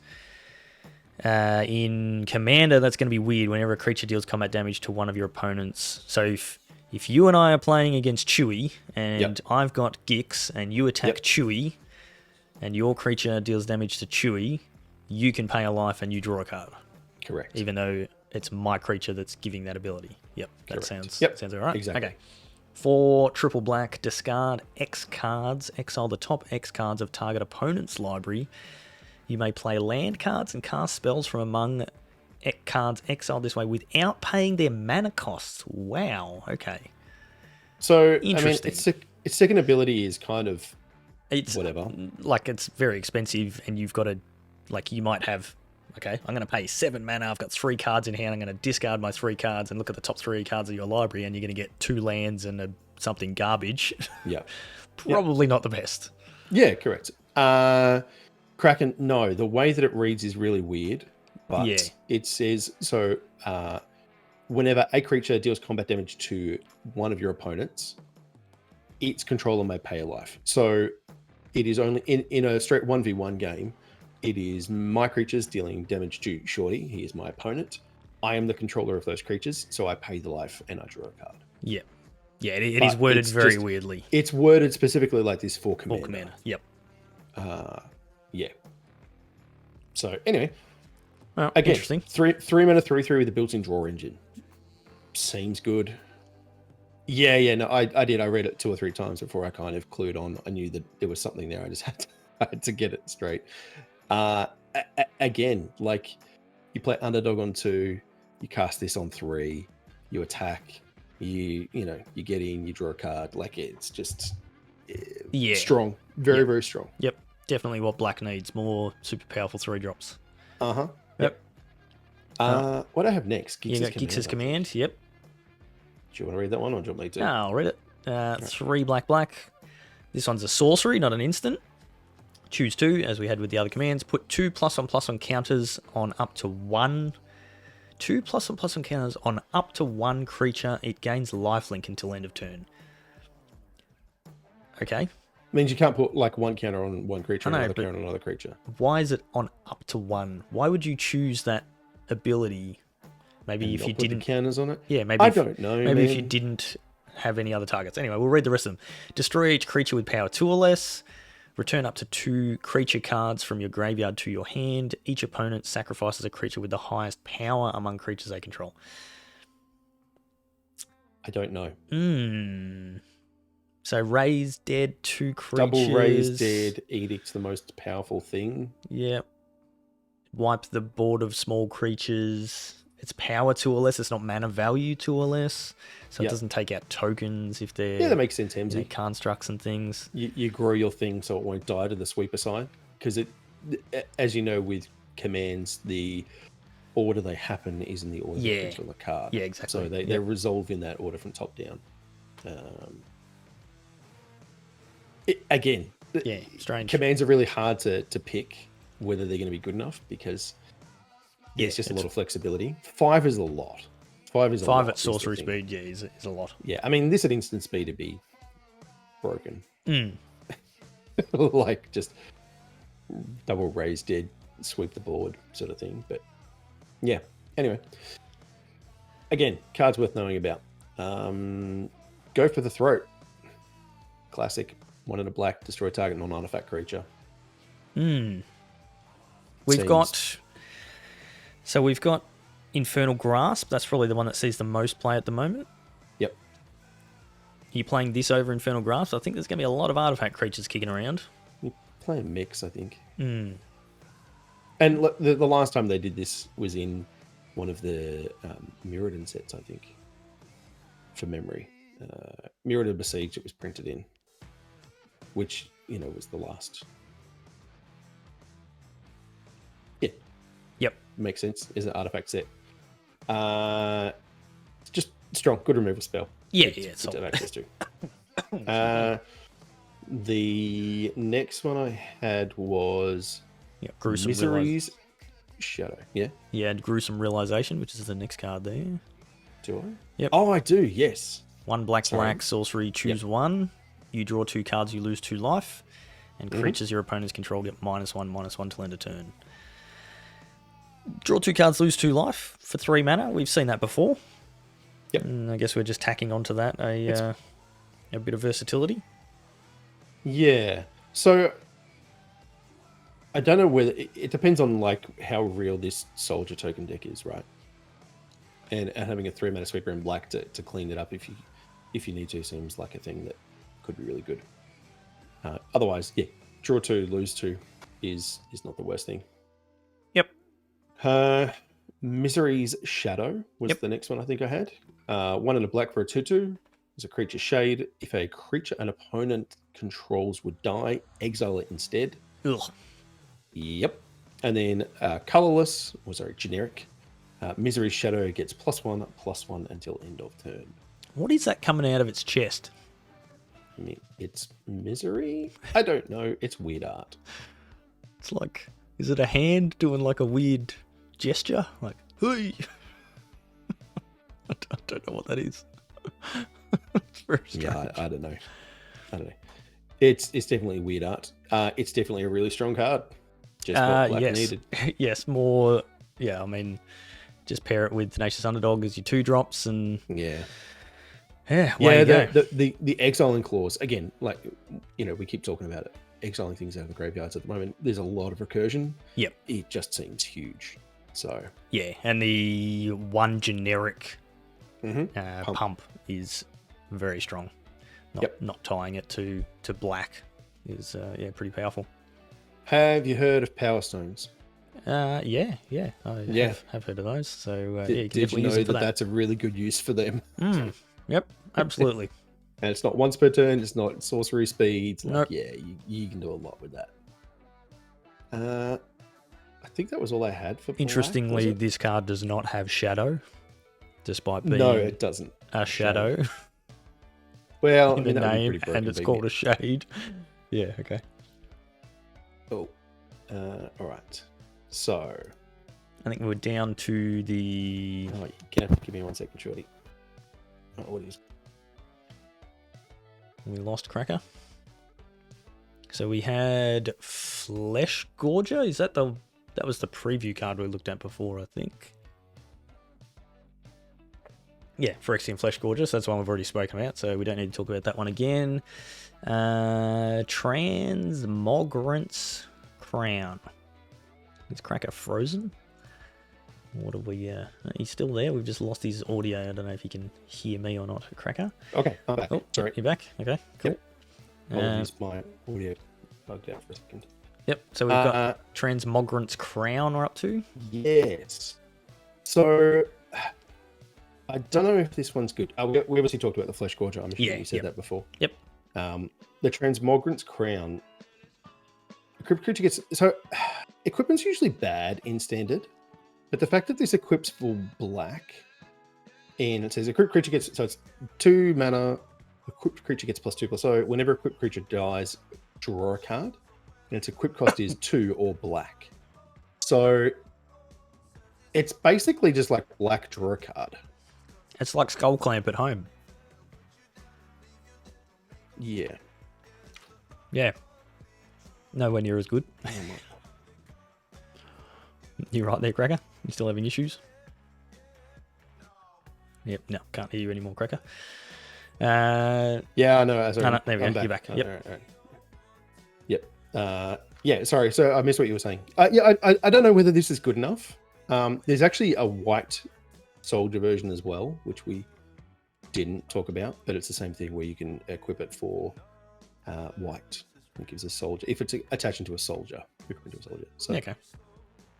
The fact that it's like black to draw a card. Yeah, I guess if you equip it to a creature and then sacrifice that creature and draw a card, maybe. Sure, but even if you don't, I mean, like you can attack, or you make it awkward for them to attack into you. Like you're trading off your creature and you're drawing a thing. Like it. Laughs and Embercleave. Yeah, I mean, there are always exceptions, right? Cleave is not an equipment. Cleave wasn't an equipment. Cleave is not an equipment. It is a I win the game card is what that is. Yes, definitely. And look, we've seen it, like Skyclave Shroud or whatever it was, the one that jumped a creature and gave him +2/+2. Like there's definitely precedence recently, but the problem with equipments is the blowout potential, right? The fact that it is only one to equip and you do get to you draw a card. It says draw a card on him, man. I mean, I don't know what to tell you. I mean, you do have the option to not play it in black as well. You can play it in different colors. If you correct. Yep. Yeah. And look, I mean, it's a rare, so obviously that tells you what they think of it as far as, the R&D side. In limited, this thing's amazing. Yep. All right. First pick this. Cool. On to my favorite color, red. Yes. Brotherhood's End, first card on your list. 1 red sorcery, choose one. Brotherhood's End deals 3 damage to each creature and each planeswalker. We have not seen that before, I don't think. We've seen plenty of 3 mana deal 3 sweepers in red, but not to creatures and planeswalkers. And then the other one, destroy all artifacts with mana value 3 or less. That is huge in this set, because that's going to clean up treasures, power stones, bunch of tokens, those 1/1 soldier tokens that we were talking about before. Constructs. Transmogrant's Crown just sitting there on the battlefield. Yeah. Interesting card. This card seems really strong. Yeah, I mean, I've been... Sweltering Swans and, Anger of the Gods. Like, every time there's been a 3 mana deal 3 in red, it has seen huge amounts of play. Yep. Yeah, like I've been playing an Izzet control-ish deck in Standard over the last few weeks, and I'll be snap playing this card in that deck. It seems very good. Does everything that you want it to do. Next card I don't know about this next one. Draconic Destiny. But hey, here we are speculating on things. So this is 1 red enchant creature. This creature gets +1/+1, flying and haste, and has an activated ability of 1. This creature gets +1/+0 until end of turn. It's a dragon in addition to its other types. And when enchanted creature dies, return Draconic Destiny to its owner's hand. Again, The thing is a mythic, which makes me think that there's something in it. It's either awesome or horrible. There's a whole bunch of text in there about dragons that I'm going to go with horrible. Probably. I mean, it's not. What's the green enchantment? Rancor. Yes, it's not. Make everything trample. Yeah, but when Rancor is put into a graveyard from the battlefield, return Rancor to its owner's hand. Correct. But that's Rancor getting put into the battlefield. That's not the creature. 3 mana plus. I don't know. Maybe it's Rancor's only 1 mana. Yes, Rancor is definitely a better card, but we don't get auras like that anymore. I don't know. I don't know, man. There's a lot of text on this thing. Yeah. All right. Speaking of enchantments, one that's not on your list, Bitter Reunion. We sort of went past that one. 1 on a red enchantment. When Bitter Reunion enters a battlefield, you may discard a card. If you do, draw 2 cards. So, Tormenting Voice style thing. And then single mana generic. Sacrifice Bitter Reunion. Creatures you control gain haste till end of turn. This is an interesting card because it's a permanent. You don't have to discard the card to draw the 2 cards. So you may just want to play it and just have it on the field so that at a later turn you can sack it and give your creatures haste. Please don't do that. It's certainly not good, but you've got that. Of course it is. You've got that option. It's all it says. Draw 2 cards. Come on, man. Yeah. You should always rummage, always loot. Yeah, I mean the big thing with this compared to Tormenting Voice and those sorts of spells is you don't have to discard the card until this resolves. It's when it enters the battlefield, then you can discard the card. Whereas Tormenting Voice, it's part of the cost. So you are just straight up 2-for-1ing yourself. And you're screwed. Although, actually, is that the way Tormenting Voice? I know it is with the big score. Yes. I'm pretty sure Tormenting Voice is it the cost? Let me just... so. As an additional cost to cast a spell, discard a card. So, if you... You cast it, it gets countered, you just 2-for-1 yourself. So this is much better. It's not a sorcery or an instant, so things like Young Pyromancer don't trigger off of it, but things like Prowess, which is in this set, do trigger off of it because it is a non-creature spell. So it also triggers when you cast it after you've got Hurkle in play, and then in the beginning of the end step, you've cast an enchantment, which, I'm sorry. Cool. I've gone too deep. All right. What else we got on your list here? Swifty. Can I talk about this card? You certainly can talk about Swifty. One of my favorite cards ever. Monastery Swiftspear, single red, 1/2 haste, Prowess. So Prowess is whenever you cast a non-creature spell, this creature gets +1/+1 till end of turn. So we just spoke about that enchantment that you can cast. This card is amazing. It saw play in Standard when it was in Standard, in Karn's block from memory. It sees play in Modern, it sees play in Pioneer. It is a very, very good card, and I am very excited to have it back. And you and I, Cracker, were both super excited about building a sweet Prowess deck. And then I informed you last night that there's actually only 3 creatures with Prowess in this entire set, and Swiftspear is the only one that's any good. So I don't know what's happened there. There's a shell there for it. It's definitely there. Yeah. So one card I don't know what else there is to say about Swiftspear. It's the perfect 1-drop for any aggressive deck. It's kind of it. Mono red Gruul, is it Rakdos? Anything that has red in it, it all goes in there. Mishra's Command. I didn't put that on the list, but I don't know. We've spoken about the other commands, so go for it. Yeah. So it's red and X. It's a sorcery. It says choose 2, choose target player. They may discard up to X cards, so you can choose yourself, importantly. Then they draw a card for each card discarded this way. It deals X damage to target creature. This spell deals X damage to target planeswalker. And target creature gains XO and haste until end of turn. I really wish this thing went face. I really wish it was just Fireball with upside, but it's not. No. I don't know, man. I'm not sure where the break point on this being on the curve is good. I mean, if you play it for... Let's say I guess it's interesting. You get to discard 2, draw 2. But the hard part in duo and haste. In a red deck, you're not going to have a ton of cards in hand. You might have 2 that you discard, and it's X is 2. You discard 2 cards, you draw 2 cards. Who knows if that's any good? You deal 2 damage to a creature. That's probably not very good either. It's yeah. I don't know. I don't think it's very good. No, I didn't love it, which is why it wasn't kind of on my list to start with. All right. You had Obliterating Bolt. Sure did. 1 in a red deals 4 to creature or planeswalker.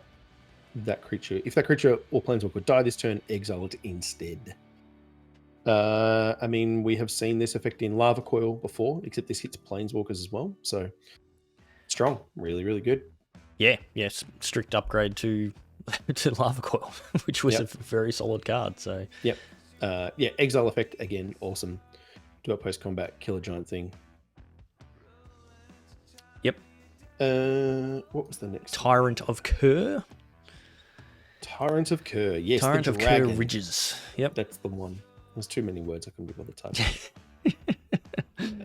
4 red creature dragon 4/5 with the flying. When it enters the battlefield, it deals 4 damage to any target, and you can pay red, and it gets +1/+0 till end of turn. So the fire breathing ability, 4 damage to any target is pretty good. We've seen.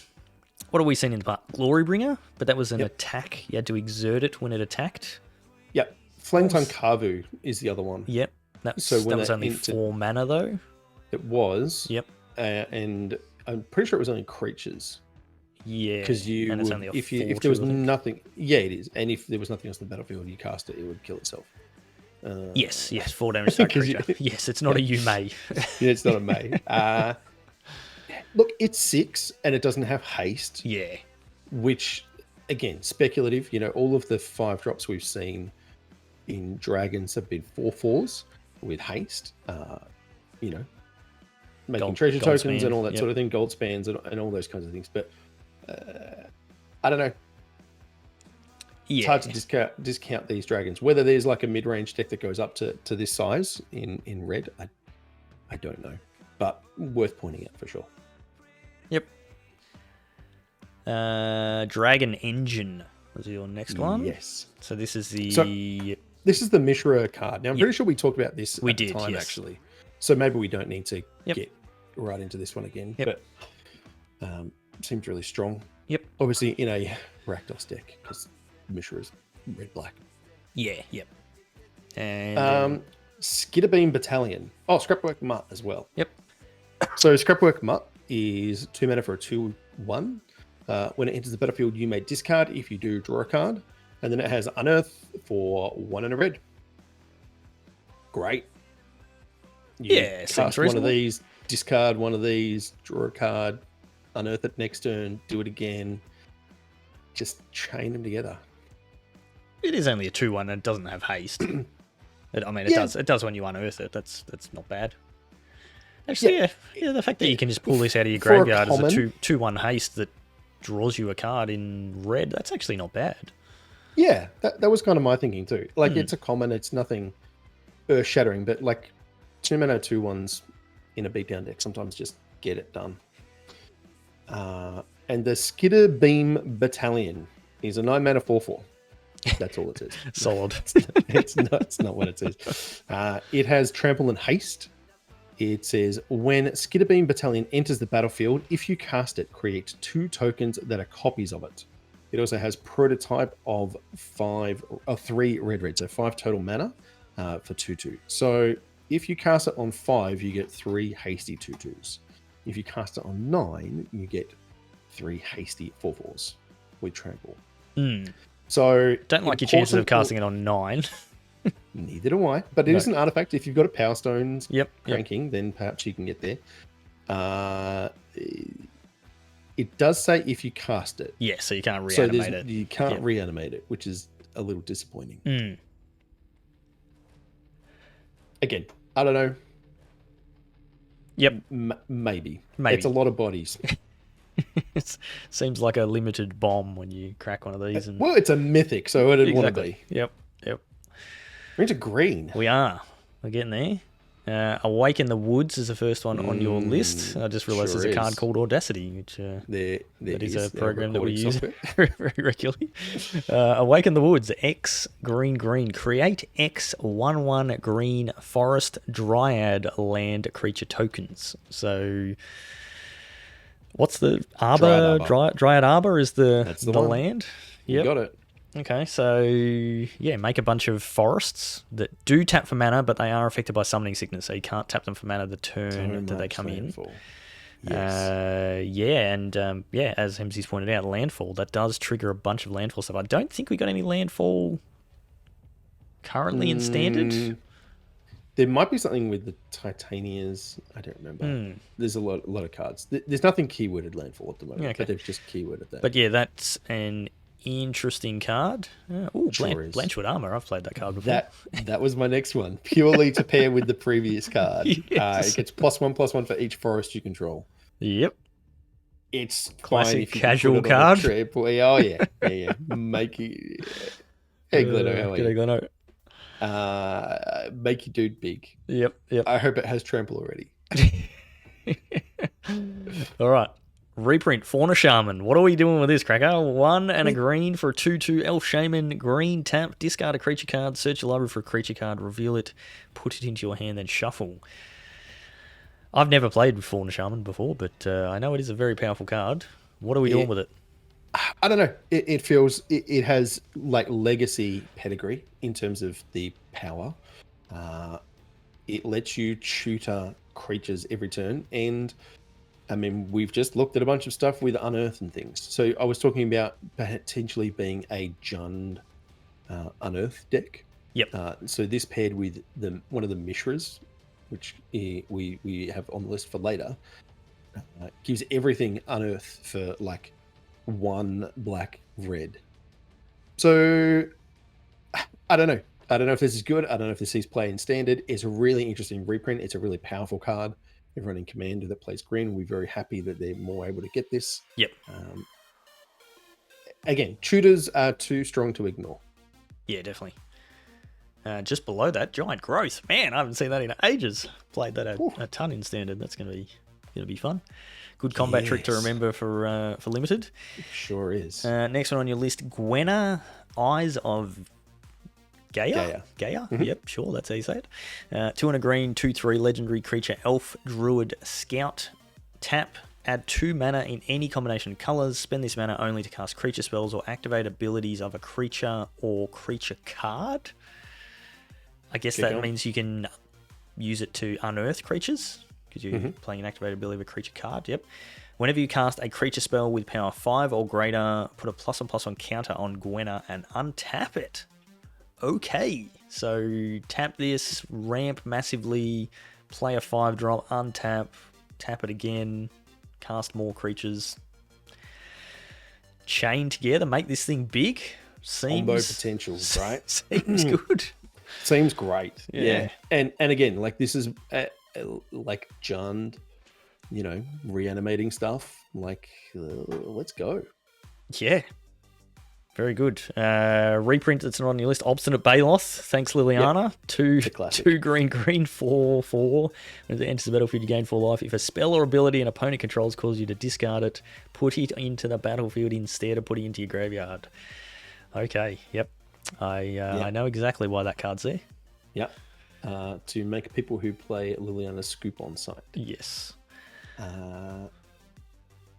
So I think the next one I've got is Teething Wormlet. Yep. If it's not, it should be. So it's green for a 1/1. Teething Wormlet has Death Touch as long as you control 3 or more artifacts. Whenever an artifact enters the battlefield under your control, you gain 1 life. If this is the first time an ability has resolved this turn, put a +1/+1 counter on Teething Wormlet. So you gain the life every time an artifact enters the battlefield. Yep. But only once per turn does it grow. Okay. But it can be on your opponent's turn if you have a way of generating artifacts in their turn. Yeah, right. Okay, interesting. It's going to be like 3/3 Death Toucher really easily for 1 mana, really quickly. I think so. Yeah, obviously you're putting it in a deck that's going to be generating artifacts. So yeah, it's going to be it's going to have Metalcraft quite quickly. Yeah. And yeah, gaining incidental life. We've seen that with what was that card? Innkeeper, that's the one. Yep. It's just a really annoying ability. Yes. And if you've got a way of just generating a bunch of tokens that do this, it's not going to get huge immediately, but it'll gain you a lot of life and just... No, I mean, even just a 1/1 Death Toucher is just annoying. Attacking Correct. into that is very annoying. Yep. All right, next one is Titania, Voice of Gaia. 1 green for a 3/4 legendary creature elemental. With Reach, whenever 1 or more land cards are put into your graveyard from anywhere, you gain 2 life. Beginning of your upkeep, if there are 4 or more land cards in your graveyard and you both own and control Titania, and a land named Argoth, Sanctum of Nature, exile them, then meld them into Titania Gaia Incarnate. Yes. Do we have that land somewhere? I do. It's further down, but I can read that. So Argoth, Sanctum of Nature is a land. It enters the battlefield tapped unless you control a legendary green creature. It is tapped to add a green, or 2 and 2 green. Tap, add, create a bear creature token, and then mill 3 cards. Activate only as a sorcery. Interestingly, not legendary. Yeah, okay. The land is not legendary. The land is not legendary. Right. And then it flips into, or melds, into Titania Gaia Incarnate. Yep. It is a star with Vigilance, Reach, Trample, and Haste. All of the abilities. Its parent toughness is equal to the number of lands you control. When it enters the battlefield, return all land cards from your graveyard to the battlefield tapped. Yep. 3 and a green. Put 4 +1/+1 counters on target land you control. It becomes a 0/0 elemental creature with haste. It still has a land. It is still a land. Wowzers. It's just a wall of... If you flip Titania, you win the game, is what that says. Yeah, until they... What is it? Ronus Vortex? Ronus Vortex it. Yeah. Or they, just kill it with a removal spell. I mean, you still get all the land, like, when it flips, it is you're still getting all your lands. Yeah. Wow. Seems just really good. Yep. Titania's Command, I think, was the next one I had. Yep. Because all the commands, why not? So 4 green for a sorcery. Choose 2. Exile target player's graveyard. You gain 1 life for each card exiled this way. Search your library for up to 2 land cards. Put them onto the battlefield tapped. Then shuffle. Create 2 bear token creature tokens. And put 2 +1/+1 counters on each creature you control. It's not bad. Like, none of that is amazing, but it's can be good.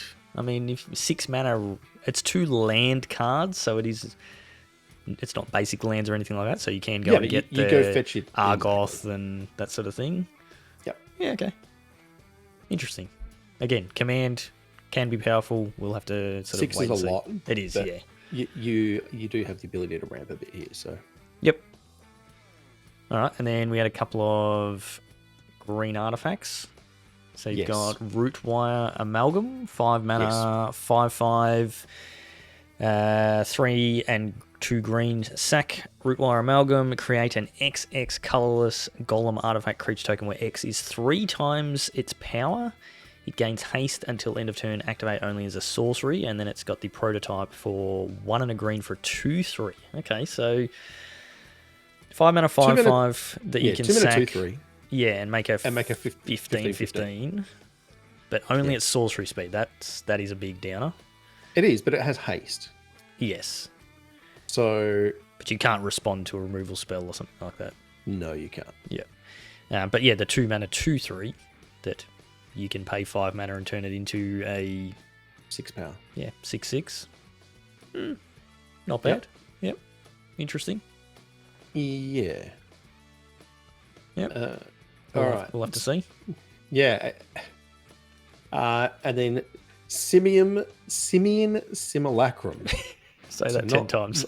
Not Solemn. This is the... and not Simeon Spirit Guide. No, this is Monkey Robot. Yep. It is 3 mana for a 2/1 artifact creature 8. When it enters the battlefield, put 2 +1/+1 counters on target creature you control. Meaning itself. So it's a 3 mana 4/3. Yeah. Solid. And then it has Unearth for 2 green. That's pretty good. it's aggressively costed. Yeah. 3 mana, 4/3, or grow something else, and then basically if you want, you can just 4 mana, put 2+1/+1 counters on another creature. And have it gains haste as well when you unearth it. So hasty 2/1 plus something else. It seems decent. All right, we are into the multicolored cards, so we are. Let's get through those. There's not. There's a few. Hajar Loyal Bodyguard. It is Gruul, so green red for a 3/3. You can sacrifice it, and legendary creatures you control get 1/0 +1/+0 and gain indestructible until end of turn. Mostly, I think you play it as a 2 mana 3/3. Just beats down. Seems extremely good in the Bard class deck in various older formats where you can just play it for free. Historic or whatever, sure.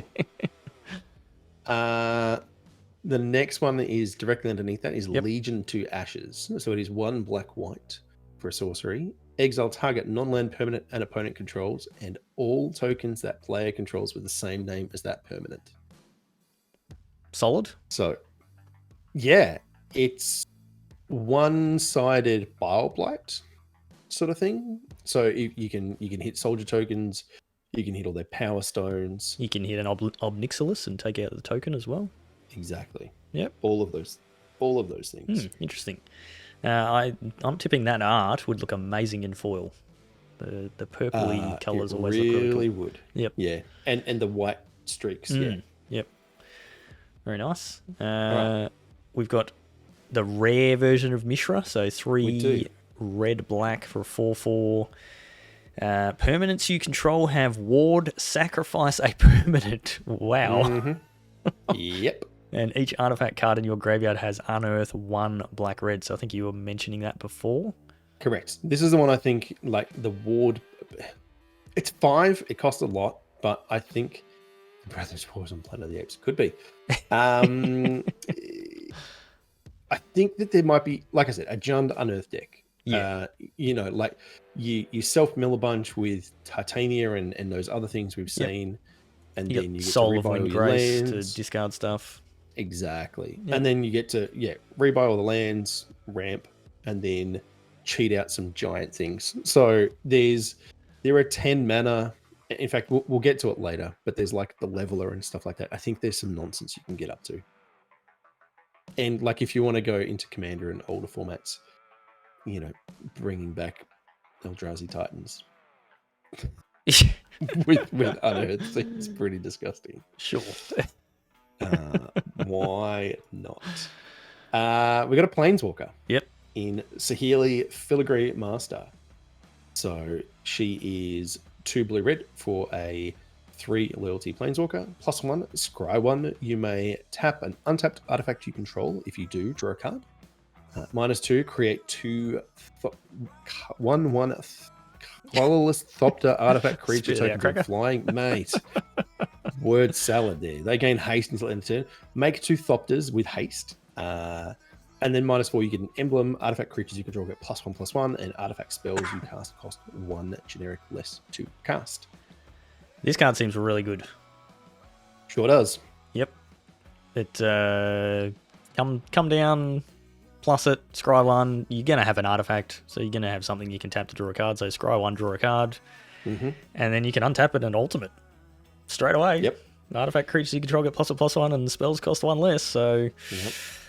Seems good, and yeah, just creating the 2 1/1s is pretty nice, and the fact that it gives haste as well, yeah, very, very, very good. Really, really like that this Planeswalker, and I think this is the sort of Planeswalker that you are more than happy to play 4 of in a deck.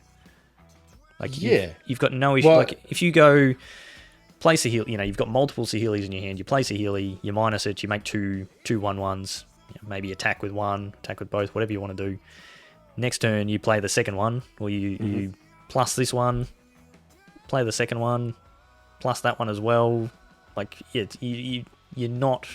Well, the second one, you can then tap the Thopter from the first one to draw a card. Yep. Yeah, so, they work well in multiples. It's not quite Gideon level where you used to just get to play one, emblem it straight away, but it's not far from that. Yeah. So the first one you make, 1/1s, the second one you plus, and then emblem, you've got a protection thing around. Like, They seem really good to stack together for sure. Yeah, and goes very, very well with the next card we're going to talk about, Third Path Iconoclast, which I thought for some reason I had it in my head that this creature had prowess, but it does not. It doesn't, but that's okay, because it's still really good. It is, yeah. So it's a blue and a red, so 2 mana for a 2/1 human monk, and it has whenever you cast a non-creature spell, which is prowess, create a 1/1 colorless soldier artifact creature token. So it's not in the soldier colors that we've seen with the predominantly white stuff, but it is making soldier artifacts. So yeah, same thing. You can play this, you got it on the field, you play your Saheeli, you get a 1/1 artifact that you can plus Saheeli and tap it and draw your card. So pairs very, very well together. And like this card is just powerful. Like this, it's obviously got really strong young pyromancer vibes and that sort of thing. So, and it's I really like that it is just non-creature spell. That's one thing that does annoy me with young pyromancer is that it's instants and sorceries. And the fact that it is non-creature. So even if it doesn't have prowess itself, it still goes really well in a prowess style deck where you're casting a lot of spells. So it's pretty cool. Yep. Watch me play this in an Izzet Delver deck with the legendary 2-drop that pumps your dudes when you cast instants and sorceries. Yeah. Mm-hmm. Seems good. So Urza, I think, was the next one on my list, but we've talked about that. Same with the Might Stone and the Weak Stone. So we're down into the colorless cards now, sort of. Yes. So this next one is weird. Yes, it is very weird. So it's the Blade Coil Serpent. It is 6 and X for a 5/4. And it says, when Blade Coil Serpent enters the battlefield, for each blue spent to cast it, draw a card. When it enters the battlefield, for each black spent to cast it, each opponent discards a card. For each red spent to cast it, it gets +1/+0, trample, and haste until end of turn. Yep.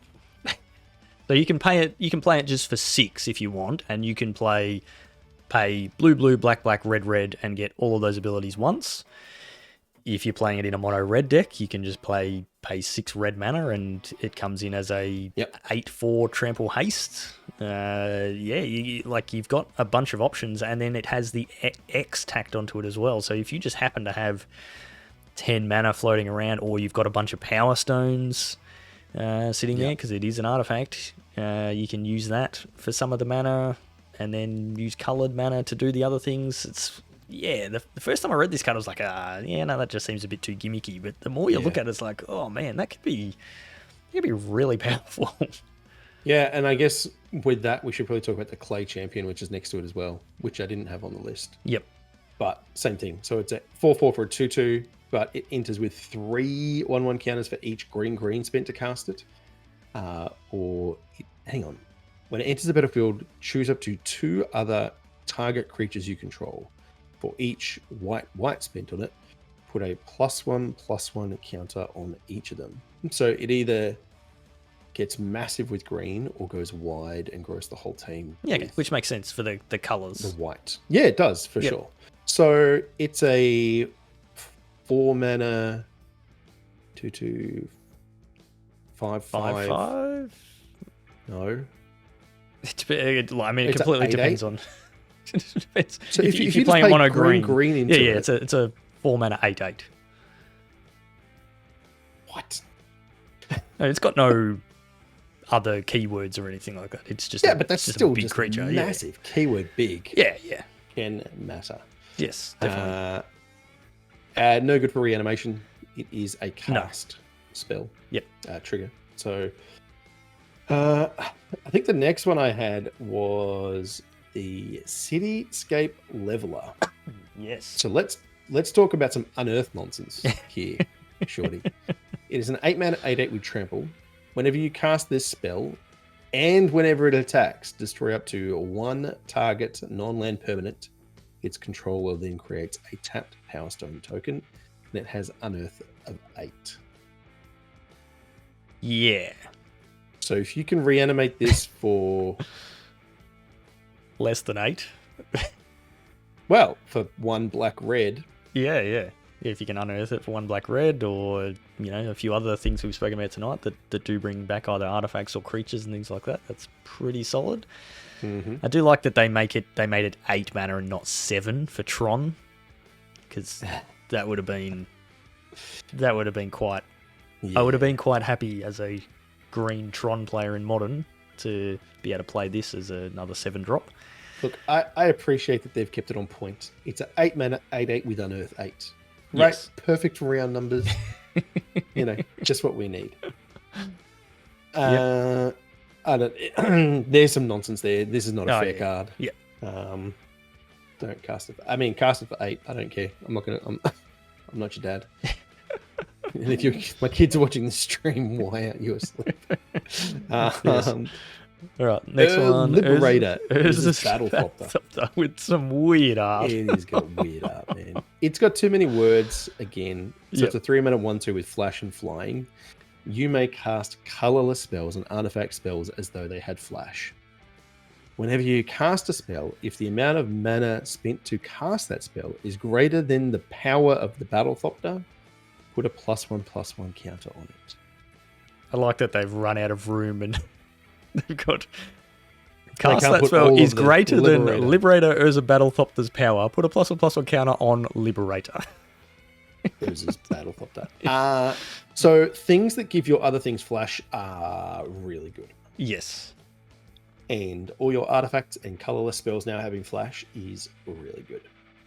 Yeah. And the fact that it grows this thing, yeah. Yeah. Yeah, it comes in as power 1, so most things that you're casting after that are going to put counters on it. And then it's, 2, 3, 3, 4 flyer. Seems quite good. It is legendary. It is. But yeah, it seems pretty solid. We'll have to see what happens with that one. And the last one in the artifact, Stasis. The Stasis Coffin. Stasis Coffin. 3 mana, legendary artifact. 2 tap. Exile the Stasis Coffin. You gain protection from everything until your next turn. 100% a commander card, definitely. But we playing this in other formats? I don't know. Protection from everything's pretty nice. It's only you. It's not your permanents and things like that. So it just means that you can't be, it's the ultimate fog kind of thing. Yeah, I don't know. Yeah, definitely going to get played in Commander, 100%. But who knows the fact beyond that? It's 3 attack steps. Yeah. Yep.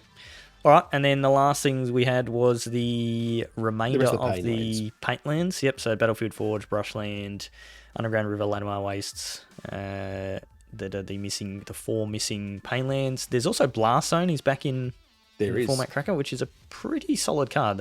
I did have that in the list. Yeah. Did see... did you? It's not on the list there. Isn't it? No, you've got Fortified Beachhead. Oh, yeah. Sorry, so Blast Zone and also Demolition Field. Yeah, so Demolition Field is Field of Ruin, but it is worded differently. Okay. Because Field of Ruin, I heard someone talk about this today. I'll bring up Field of Ruin, because there's a reason why. And it's a commander thing. Yes, Urza Planeswalker is insane for Planeswalker's decks. We've talked about Urza before, which is why we're not going into it. He also has 17,000 lines of text. And it's already 20 past 11. Yes. So the way Field of Ruin's worded is destroy target non-basic land an opponent controls.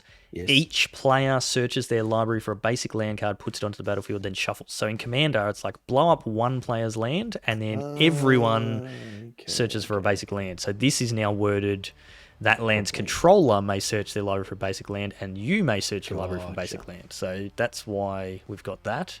Okay. But yeah, Blast Zone we've seen in the past. Blast Zone, very, very good. Board wipe, handy, good. We've seen that before. Yep. The other land, Fortified Beachhead. Yep. So it's a soldier land. It is, yeah. So it enters the battlefield. You may reveal a soldier from your hand. It enters tapped unless you reveal a soldier card this way or control a soldier.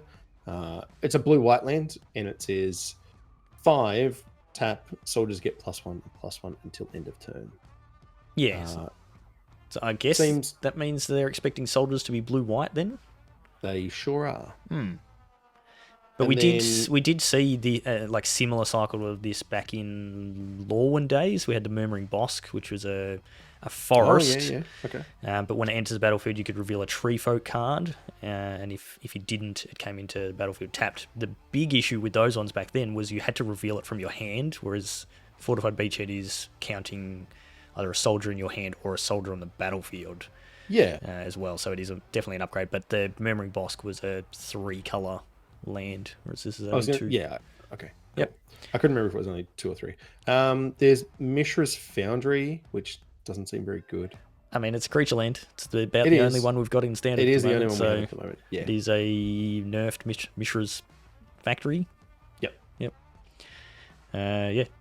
2 mana to turn it into a 2/2, and you can make an attacking assembly worker get +2/+2 till end of turn. So there are plenty of assembly workers in this set. There's quite a lot of the artifact creatures that are assembly workers. So yep, there's definitely that to keep in mind. And that's basically it. There's some really sweet looking basic lands, and and then there's all the what are they called? The artifacts that we're getting in this set. The like mystical archive things. Yeah. Yep, whatever they are. They're not. Yeah, they're not. They've been out for a while. The extended arts and all that sort of stuff. Yep. I think they're on a different page. Yeah. Perhaps. Anyway, it's late. It is late. Time to wrap up. All right. So general feel for this set, Cracker. Really powerful. Does seem quite powerful. Yeah, it seems really strong. It feels like there's stuff in every color as well, actually. Like, I know in the past I've done these and looked at green and just been like, there's just 0 cards for green in this set or whatever. But I didn't struggle in any of these colors to find cards that I wanted to talk about tonight. So, yeah, it seems really good. I look forward to playing with it for sure. Fatal Gaming, that's called power creep. that's literally what happens. Every set does seem to get a little bit more powerful, and every now and then they have to release a garbage set to bring the power level right back down. And that's right. Yeah, that's okay. Not really good for their sales. We've got another one of those coming up soon. It'll be the next Ixalan. I was going to say, we're going back to Ixalan, aren't we? And then right after that, we're going back to Eldraine. So we'll go perfect time way down and then way back up too high. So yeah, it'd be funny if they did it the other way. I wouldn't be surprised. Eldraine is garbage. Would not be surprised. Yep. But yeah, I'm pretty excited for this set too. It looks really cool. I've put in my pre-order for some cards. No idea what's going to happen in standard. Who knows? We're probably going to see the continued domination of black, but who knows? It's there's a lot, and there's a lot of powerful stuff there. So get out there, get brewing. The set releases this Friday, I think, on Arena. That sounds right. I think it's pre-release this weekend as well, and then it releases in paper the following week. So yeah, that's pretty cool. This week's podcast is going to be another special, Chewy with a special guest. Yeah. I don't think we've announced yet, but they'll be doing a focus on Brothers War as well, but they're going to be digging deep into the lore of Brothers War. So they will talk about some cards, some of the previews, but specifically the cards that tie in with the lore of the Brothers War. So I know, like, I was playing back in Urza's Saga and that sort of stuff days, but I did not pay any attention to the lore of that sort of stuff back then. I know of Urza and Mishra, and I know that they're brothers and they fought, but beyond that, I don't really know anything else. So looking forward to this one. Should be pretty cool. Yeah, Chewy with special guest to be, you're just going to have to listen to the podcast to find out who it is. I was going to say to be determined, but we know exactly who it is. We do know, and they are prepping for it. Yep. So, it should be a good one. So, that's it. You got nothing else, Cracker? Yep. Go and check out jpmtgbazaar.com.au. You would have seen every now and then the link comes up down the bottom. Go and check them out. Join the Facebook group. Get in on their auctions. And, I think you mentioned at the start of tonight, Cracker, that I was going to say at the start of the podcast, but this is not a podcast. Maybe it will be a podcast. We may edit it.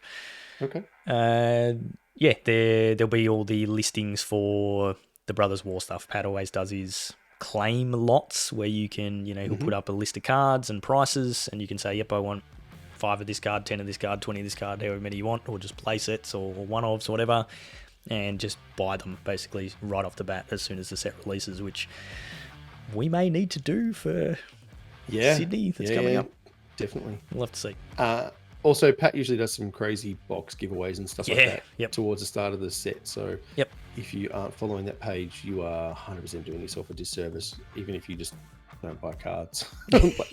please do. Like, please do and tell Pat that the bean sent you. But, you can enter giveaways for, like it'll be something really simple. Comment on this post. Yeah, just comment on this post kind of thing, and that's it. So, go check them out. Very good. All right, that's it. We will see you all next time. Bye. Bye.